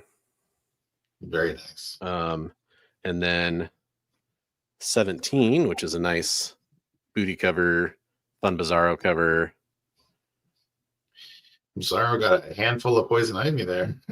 Yep. And then anybody who knows me knows I couldn't have resisted this one. Number 20. Oh yeah. There you go. That's a nice cover too.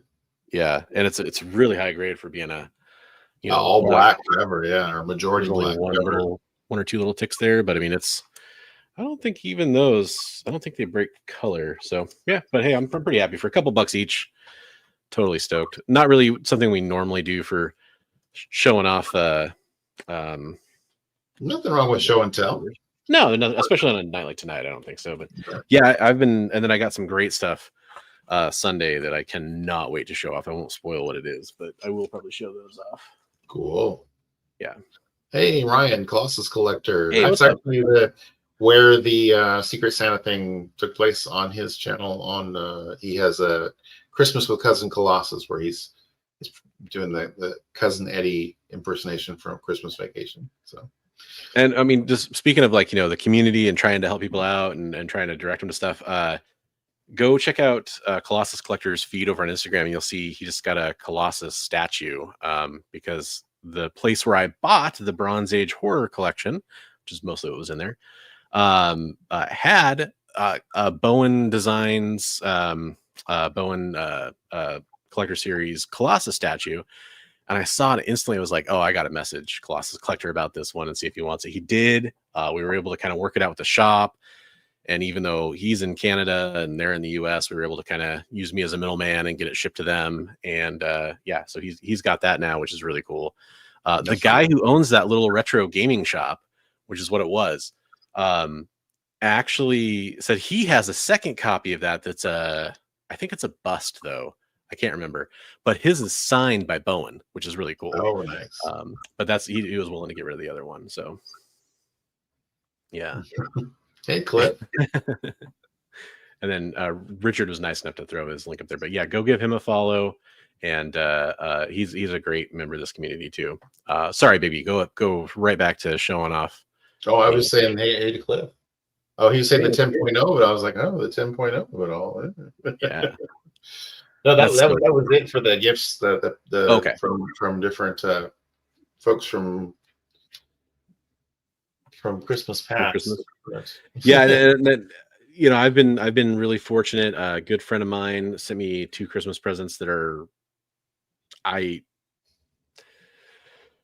tonight will get added to this list actually, but I can't believe that he did.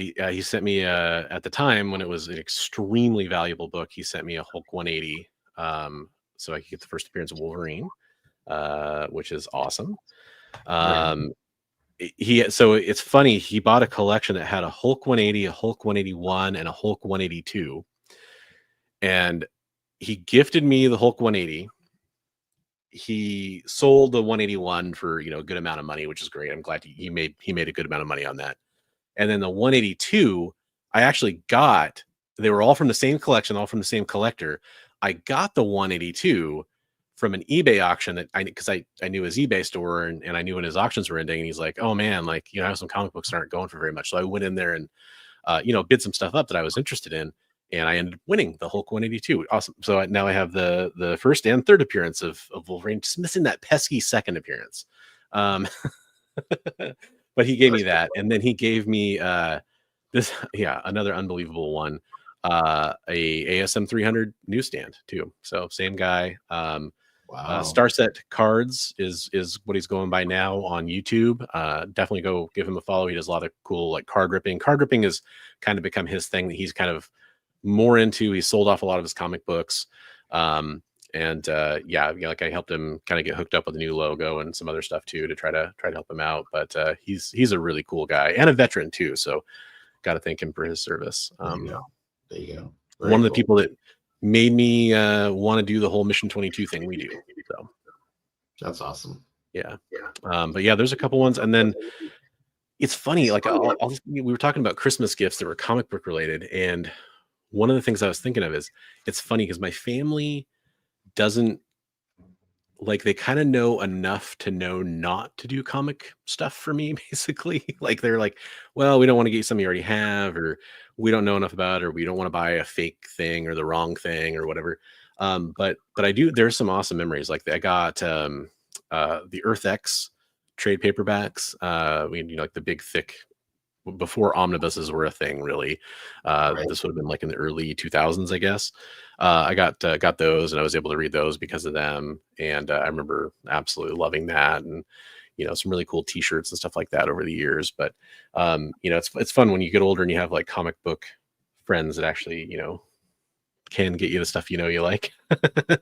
That's really cool too. They have their finger on the pulse. Yeah, behind the scenes. Absolutely. Yeah, it used to be on my Christmas list every year. Was my shelf, my pull shelf, because as a kid, I didn't have a lot of money, so I was like, "Hey, clear my shelf for Christmas." And the first time they ever did that, I opened it up and Web of Spider-Man #1. I don't know if we talked about this before. Web of Spider-Man #1 was on the top of the box, and so I always associate Web of Spider-Man #1 with Christmas. That's cool. Yeah, nice. Yeah, it's funny.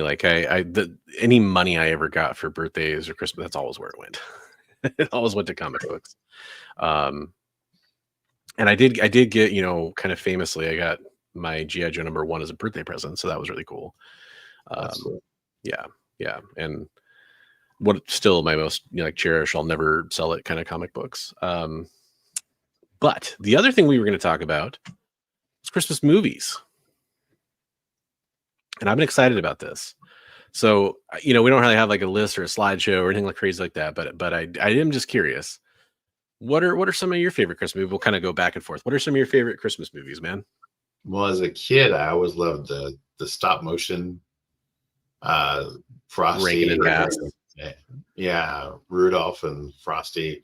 I Yeah. think I like Rudolph the best because it had the abominable snowman, Mm-hmm. and he kind of scared me as a little kid. Yeah. So so I love those. Those are great. Those are great.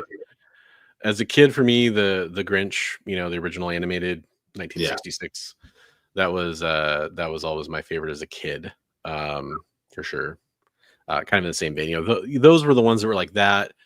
Charlie Brown, those were always on TV, right? Like you could always see those really easily. Oh, the Charlie Brown music, I still love that music because of those specials. Yeah. Yeah.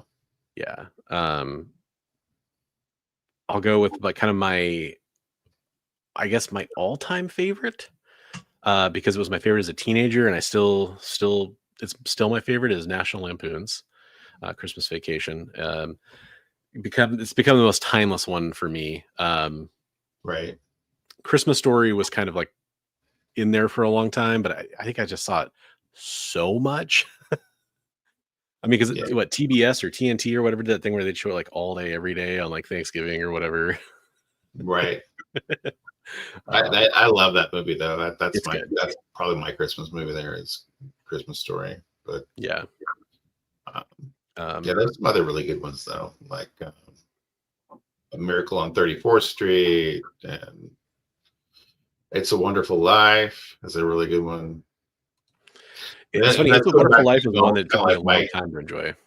My childhood, like, because they would play those on. Remember, we only had like 3 or 4 channels back in the day. And they would play these old black and white movies at Christmas time. Back in our day. Yeah. So some good ones. I'm always a sucker for, like, in the 90s there was Ernest Saves Christmas, like in the late 80s, I guess. Ernest Saves Christmas, Scrooged. Scrooge was great. I saw that one in the theater when it came out. That was nice. Hey, absolutely awesome sauce. Happy holidays, Merry Christmas, Happy Hanukkah. Absolutely. Hope you have a good one. Hope everything's going better for you. You're in our thoughts, man. And no, do not worry about all the typos. I 100% understand. It's definitely a reality. I appreciate you being here, buddy. Yeah, every time. 100%. Other Christmas movies, I will say, Elf is one that really grabbed me. Elf is always, we watch that one every year. Yeah. Love Actually, big one for me. I will say that it came out around the same time as some of those, and I just watched it the other night for the first time. A really good tearjerker kind of movie. The Family Stone is a really good one. I have not. I don't think I've actually watched Love Actually. I need to watch that. Okay, yeah, that's a good one. You have access to it. Do that one thing, by the way. If it's not streaming everywhere else known to man. that one thing is the Creature Commandos. It's like episode 1, episode 2. It's like it's showing other episodes, but it's like not available. I'm like, yeah. Try again. It should be around. What else is there? I mean, there's Klaus is a really good kind of modern one. I pooped on it for a long time, but I rewatched Christmas Chronicles with my daughter, and the first Christmas Chronicles is actually quite good. I do like that movie a lot. But what I want to talk about are what I call the naughty list kind of things, or you could call them kind of the adult Christmas movies, but not like super adult. Right.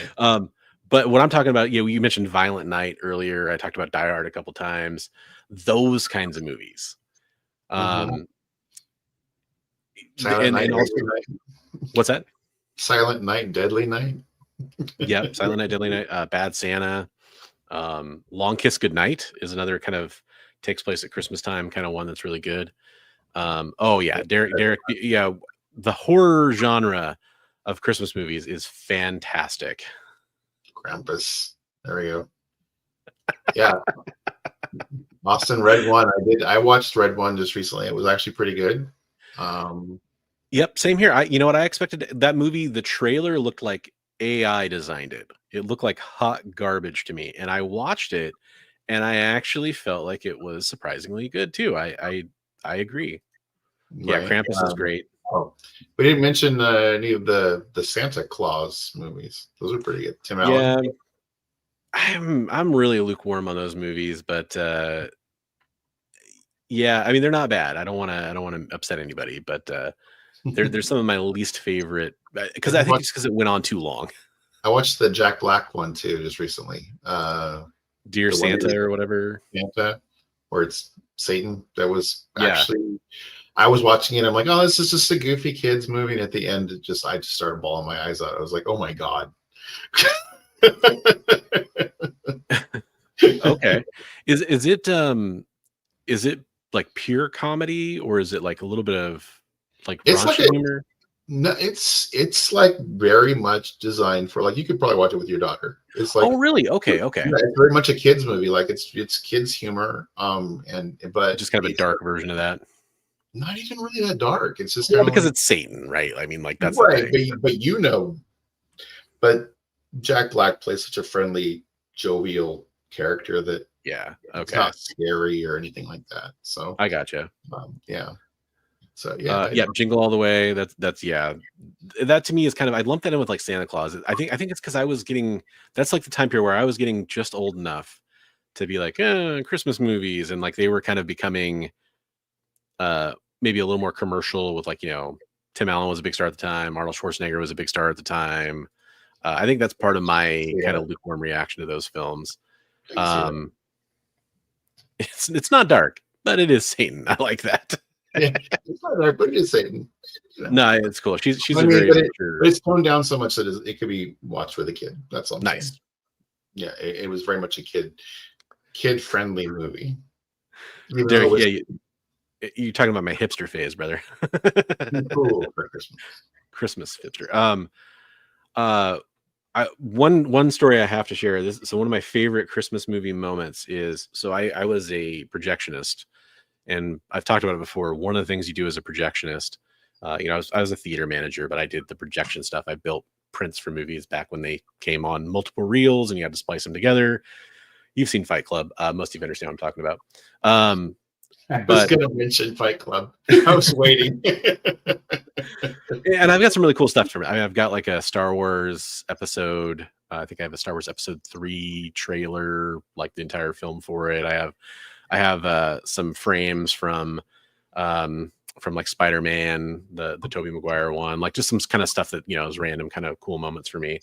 But there was this movie that came out, and nobody at the time before it came out, nobody knew what it was going to be. Like nobody understood what it was going to be as a cultural phenomenon. And I was bored. I was tired because the thing is, like, the theater would shut down. You were building these prints, and then afterwards you'd have to play them, make sure all the splices were good and all that kind of stuff, make sure the sound worked. And so I invited my friend Wes to come watch this movie with me. And I said, come watch it. We'll go play some PlayStation or something like that afterwards. And he kind of agreed to do it. They were usually down to come watch a free movie just to help keep me awake. That movie was Bad Santa. And I remember kind of going around after that and telling everybody, like, hey, that Bad Santa movie is going to be like, that's going to be something people are going to remember for years. And everyone was like, I don't think so. It looks really dumb. And I was like, no. It's hilarious. And so many things in that movie, are you effing with me, kid? Like, just so many of the things from that movie are just so great and timeless. It's a great one. Some new people in the chat. Yeah, what's up, Chaos Prime? How's it going? We got we have the actual Dracula himself in here. What is up? How's it going? Merry Christmas, happy holidays to everybody. Jay says he still watches the Albert Finney 1970 Scrooge every year. Awesome, very cool, classic. I'm trying to think what else. I just watched kind of in that horror thriller genre of Christmas movies, I just watched Better Watch Out from 2016 the other day. That's a good one. I won't spoil the twist for anybody. There's a twist. I'm sorry to say there is a twist in it. But it's basically like a home invasion kind of thriller version of Home Alone, for like a more adult. Definitely not a kids movie. There's a Christmas movie, Home Alone, right? Yeah, Home Alone 2. I ostensibly the third one, even though I've never seen it. I love Home Alone. All the Chris Columbus movies are very good. There's a really good Paul Giamatti Christmas movie called The Holdovers about him being a professor. Oh, yeah, it was really good. I enjoyed that. It's like in the 70s in New England and Boston, I think, around Massachusetts. And he has to stay at a university with a couple of students that don't get to go home for the holidays, and kind of builds a relationship with one of the kids. It's really cool. Polar Express. Yeah, that's a good one. That's a good one. Polar Express is classic. Some people, it's too Uncanny Valley or bad. I was just thinking Uncanny Valley. Yeah, it's like, but I like it. Yeah, no, it's good. I like it. When I worked in an electronics store, I remember we played that all like kind of Christmas long on all the TV, because it made all the TVs look really good at the time, especially. Speaking of great music though too. That movie, great music. Yeah. Yep. Yeah, that's I can't remember now, but is it John Williams? I think so. Maybe. Or maybe it's Zimmer. I can't remember now. It's one of the classics. So how about here's the other genre. How about movies that aren't obviously Christmas movies? We've mentioned a couple of them already, but take place at Christmas. Do you have any of those kinds of movies that you like? Well, we said Gremlins was one, right? Gremlins, yep. Gremlins is even maybe a little bit more than that though, because they use enough of the Christmas setting, like lights and stuff get used as weapons and all kinds of things like that, right? Gifts get used as weapons. You don't really think of it as a Christmas movie. I mean, but yeah, it does. It's it is. You're right. It's one of those ones where like you can kind of like, if you're just thinking about Gremlins, you don't necessarily think Christmas. Right. Iron Man 3, says Richard. There we go. Yep. Yep. Pretty much any Shane Black movie. Returns. Okay. Yep. Nightmare Before Christmas. That's a good one. Yeah. Good one, Chaos. Yeah, I love that one. One of my favorites in this kind of subgenre is The Green Knight, which is... Oh, yeah, that was a good movie. I watched that just recently. Yeah, kind of an Arthurian, kind of movie. Tells a real story, but it is obviously heavily dramatized and like surrealist. But it is actually kind of, honestly, like a lot to do with Christmas, but you don't really necessarily think of that moment to moment while you're watching it. But yeah, it has a lot to do with Christmas. Hey, what's up, K-pop? Good to see you. Hope you're doing well. Yeah, I know. No, you've been, I'll just say, busy with a lot of things, and I hope things are going well. Citizen Kane. You know what? Here's a guilty cinema sin admission. I've never seen Citizen Kane. Oh. It's on my list. I need to watch it. I have a really hard time watching old movies that I've never seen before that are like, I mean, that's an old film, right? Like Orson Welles, we're talking old. Although he's in some newer movies too, I guess, which is kind of funny, but yeah, legit. So yeah. I have so many like that you guys would absolutely kill me. Like I haven't seen Lawrence of Arabia yet. I have some big ones. Bridge on the River Kwai. There's a few. They're all on a list for me to watch, but yeah. The Time Machine. That's a good one, Richard. Yep. Yeah. My favorite Christmas movie. Oh yeah, speaking of Shane Black movies, The Nice Guys is another good set at Christmas time. Lethal Weapon's another like classic example. I've got like a moth in here. Hey, what's up? Happy upside down Christmas, Mad Spidey. Or yeah, you're happy. Are you Merry Christmas or Happy Christmas? You said Merry, but I don't know what Australia prefers. Yeah, so Lawrence of Arabia is one that I want to watch. The UHD 4K release since I haven't seen it, and it's kind of one of those ones that's a little harder to get. So I'm waiting for the right moment to pick it up and watch it that way, Cliff. But yeah, it's definitely one that I definitely want to check out, of course. I gotta figure out what that clip I sent you with Chris Kattan and that super violent Santa. I don't know what movie that's from. Oh, that's from Santa's Sleigh, I think is what it's called. The Santa's Sleigh. I think so.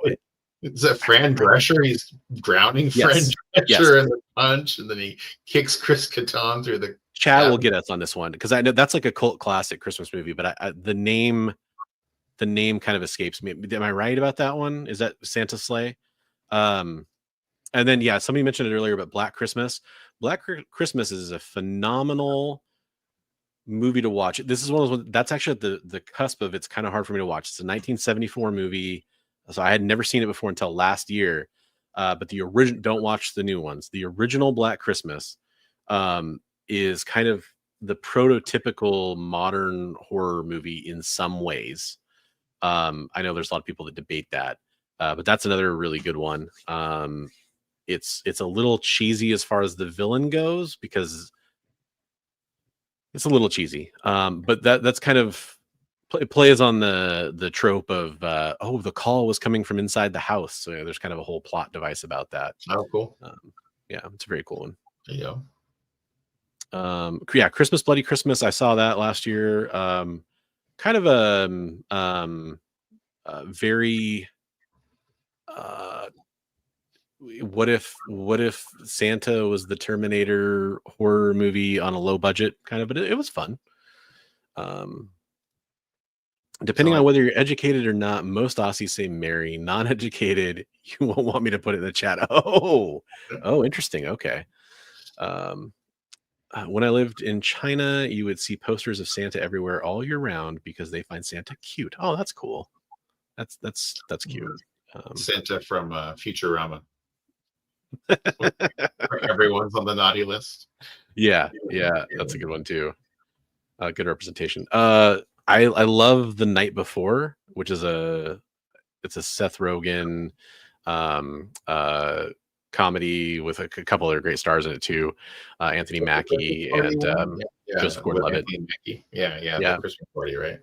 Yep. It's they're trying to go to a big Christmas party and it's kind of like their hijinks getting there, but it has like my favorite thing about it is there's like little nods to other Christmas movies that I think are really like well done, that I think are kind of fun. Santa with muscles? I don't know that one. Wait, maybe I do know that one. That's the Hulk Hogan one? That does sound familiar now that he says that. Speaking of the party one, there's an Office Christmas Party movie that's pretty easy. I love like Christmas movies. I love especially the ones that are not intended for kids. Right. I love a lot of those too, and I love watching with my daughter. She's at the perfect age for it. But the ones that aren't intended for kids are just so fun. What's the Bad Moms movie? That one has Christmas. Oh yeah, they did a Christmas movie. Yeah. Yep. Good one. There's a couple great ones too. Set at Christmas but have almost nothing to do with Christmas. Eyes Wide Shut is a good one. Trading Places kind of is a Christmas movie, but definitely takes place at Christmas. One of the ones I really wanted to mention is In Bruges, which is a great film. It takes place around Christmas time. And actually a Christmas movie. Really underrated Nicolas Cage movie, The Family Man. Oh, that's a really good one. That is kind of it's got kind of a very full-on take on the whole like Scrooge, what if this never happened kind of a thing. Really good. That was the one where it's kind of like, it's a kind of It's a Wonderful Life kind of thing too. Like, that's what I meant. Yeah, thank you. Get to live a whole nother life where he wasn't the way he was, right? Yeah. It's a fantastic one. Hey, Merry Christmas, Comic Ozzy. Speaking of Aussies, no, just kidding. Different kind of Aussie. So yeah, that kind of about does it really for. Do you have any others that you wanted to throw in at the final minute there?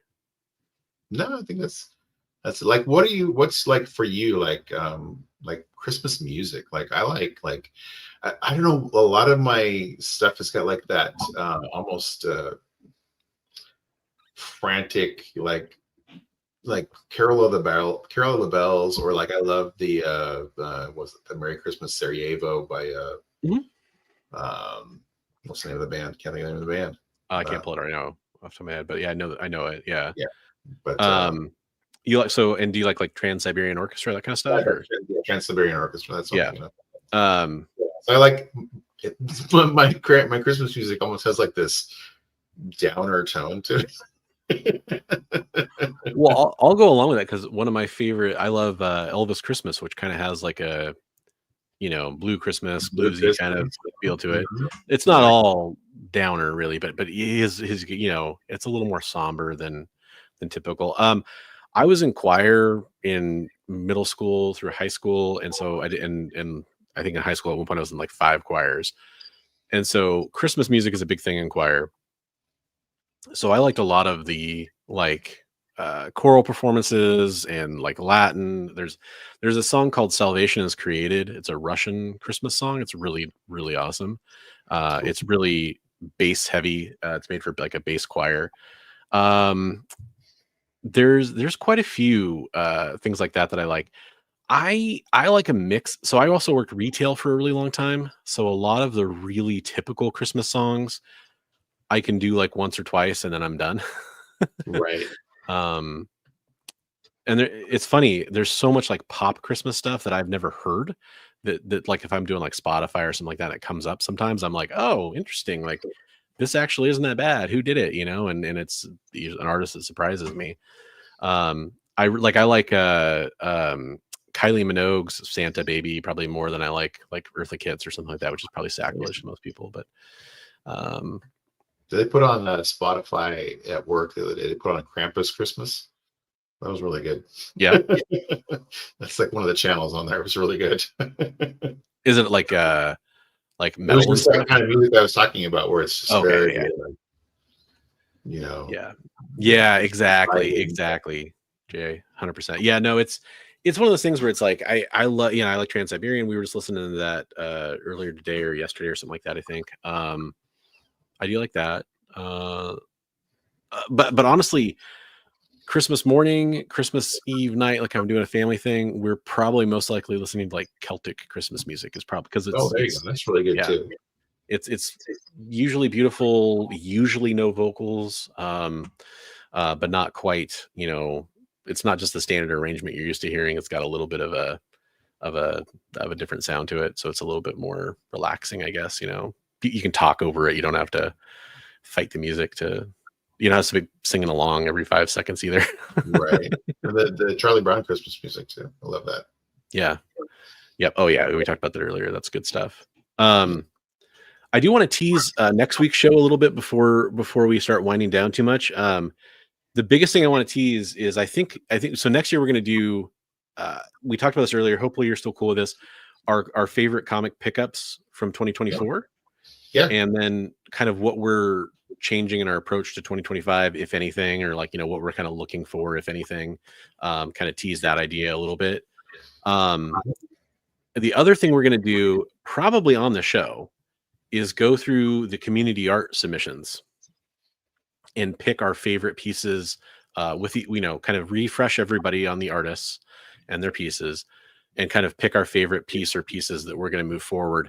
And then we're going to do the like Instagram post that has everybody voting for their, so we're not picking, maybe we're picking the final art piece from that artist, but we're not going to pick the artist. That's going to be you guys, the viewers, the audience, you're going to pick that.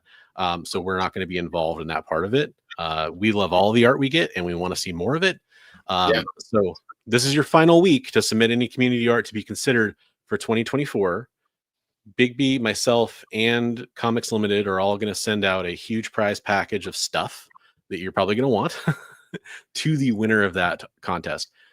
If you're watching the show, you are a community artist. Austin LeMay is a published artist. He's in here. Comic Tropes is a published artist. He's in here. I'm sorry if I'm forgetting anybody else that was in here that's a published artist. If you're watching the show, you are part of our community. That's how we define it. Right. So you can go ahead and submit.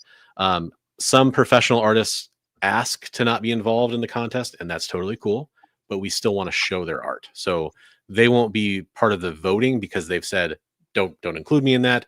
I'm a pro, but we still are going to show off their community art because they're part of the community art. They're not going to win the prize package though. They put their art in to encourage other people to say, hey, like, start now and eventually you can get like this. Just practice, So that's kind of what they were trying to do. They're trying to encourage people to do art. They want more artists. The more the merrier. Exactly.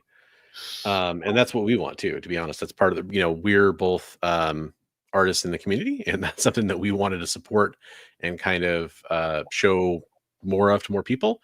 And I think that's been pretty successful so far. So I'm excited to see what we can do in 2025. I really hope we get kind of more going on that front. We get more submissions.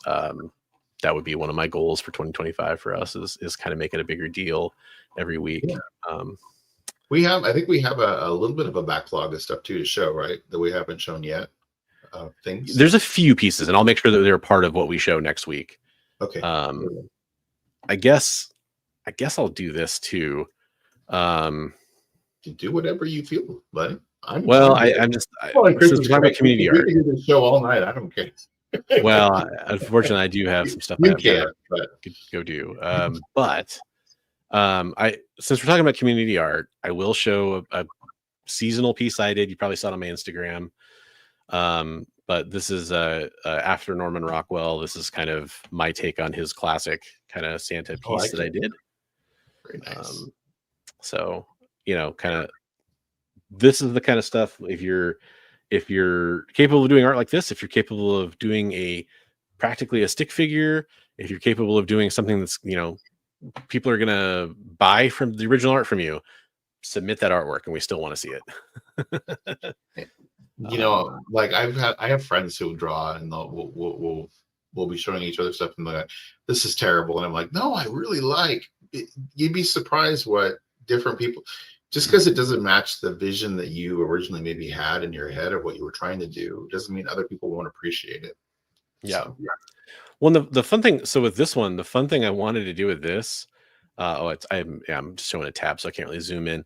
I guess I can do like that. I really wanted to play around with like that weird coloration thing that Norman Rockwell does. Guys, I remember Frank Cho talking about Norman Rockwell, and I've been looking at some of his art since we had that conversation with him on stage at Washington Summer Con. And so that's actually, drawing this was one thing, and I kind of drew it kind of for my daughter a little bit because I wanted to show her.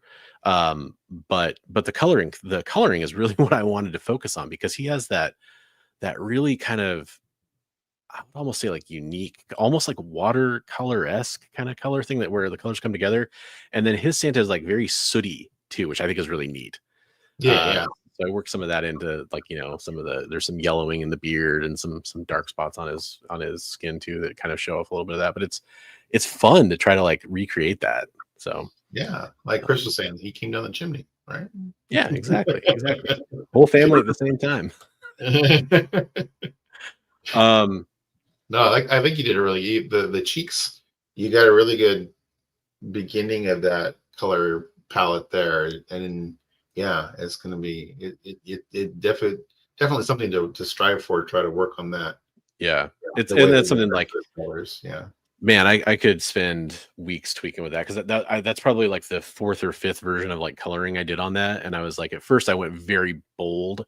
And I'm like, man, especially like digitally, this isn't looking good for me. And, so I played around with it, but it's fun. It's fun to tweak stuff like that. Like that's most of my art is trying to recreate anatomy that artists have done, or trying to recreate colors, or trying to recreate shading, or, different inking techniques. Cause I think it's kind of cool to learn, like, how did that actually, like, it's one thing to look at a picture and see how it's done. But to try to break down like how you actually arrived there is kind of fun. Like reverse engineer it, I guess. Right. So that's the kind of stuff I love. But I also love seeing all of your community art. So let's make sure we submit that. We both love seeing it. It's one of the coolest things we do on this show. So final week, get those submissions in. Every single one. Yeah. Hey, Ben. Thank you. Up, Ben? Ben, I haven't got your package shipped yet. It's just been crazy with the holidays. I will get it out. Thank you for. Ben is the one who won my membership drawing. Oh, right on. Oh, that's right. That's right. Yeah. Congratulations, Ben. Yeah. And speaking of that too, anybody watching, two quick things. One, if you're waiting on something from me, and you are a channel member or like from the show from the last couple of months, there are still some things I have to go out. I finally finished up the last Heroes for Heroes stuff, with the exception of the two people that I never heard from. So hopefully I do hear from them. I'm holding their stuff at least until the next Heroes for Heroes. Let's put it that way. So no worries there. But if you are watching this, definitely get a hold of me. And then now I can kind of focus on other stuff. I was also waiting on some money for something that somebody owed me some money, and it finally came through like literally today. So some of the shipping money I needed to ship out some of that stuff finally arrived. So after Christmas, give me a couple days for the holiday, I'll start working on getting those packages out.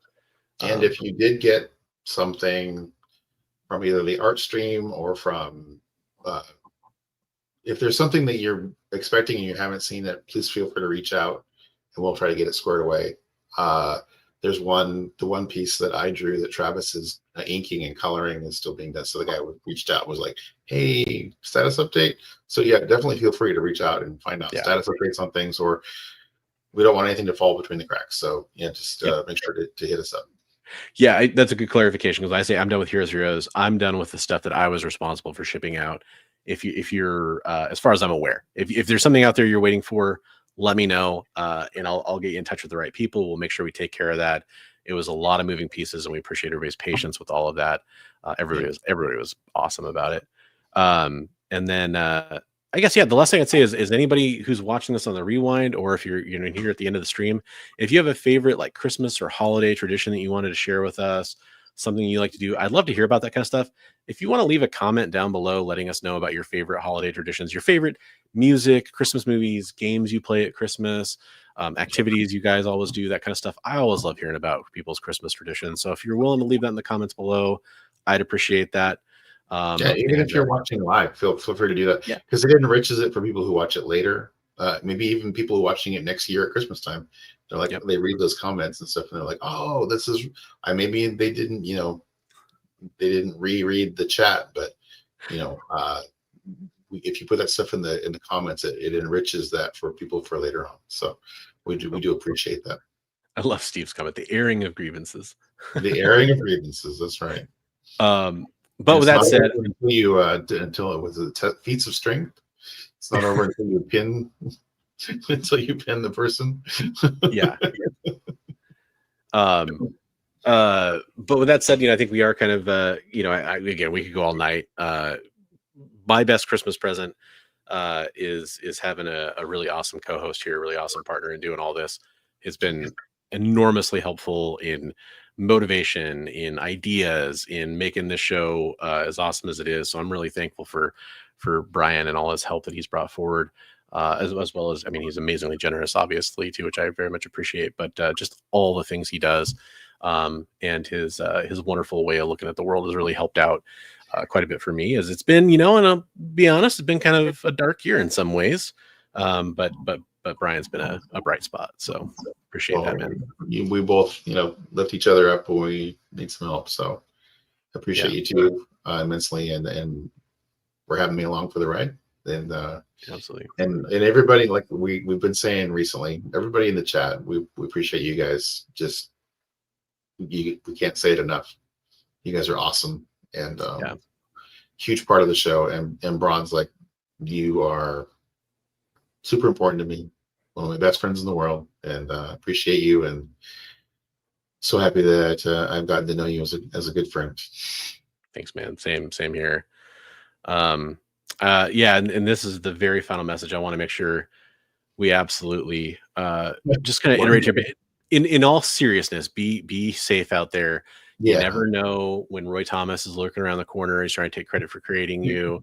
You never know when Sydney Sweeney is waiting there to just entrap you with a lingerie under the trench coat. These things can happen to anybody, folks. So you got to be careful out there. And like Richard says, make sure that you go down the chimney one family member at a time. We don't want a repeat of that massacre that Comic Tropes had to live through. It was sad. He's still upset about it to this day. No, but in all seriousness, be safe out there. Don't do anything stupid. If life stresses you out, I know holidays can be hard for a lot of people. Do what we always say. Go and read some comic books. Go and hang out in some of the community groups, because there's a lot of people that are still active even on the holidays, and try talking to them. Try to find your positivity there if you need to. But I hope everybody has a Merry Christmas. I hope everybody has a happy holidays. We will be back next week for a very important show, so definitely tune back in next week for Best Coast Comics. Next Monday, 8 p.m. Pacific, 11 Eastern. If you're over there, that's great. We'd love to have you as well. And practice those safe chimney practices. Love it, everybody. Human centipede sequel. Human chimneypede. Chimneypede. There we go. We may have something new.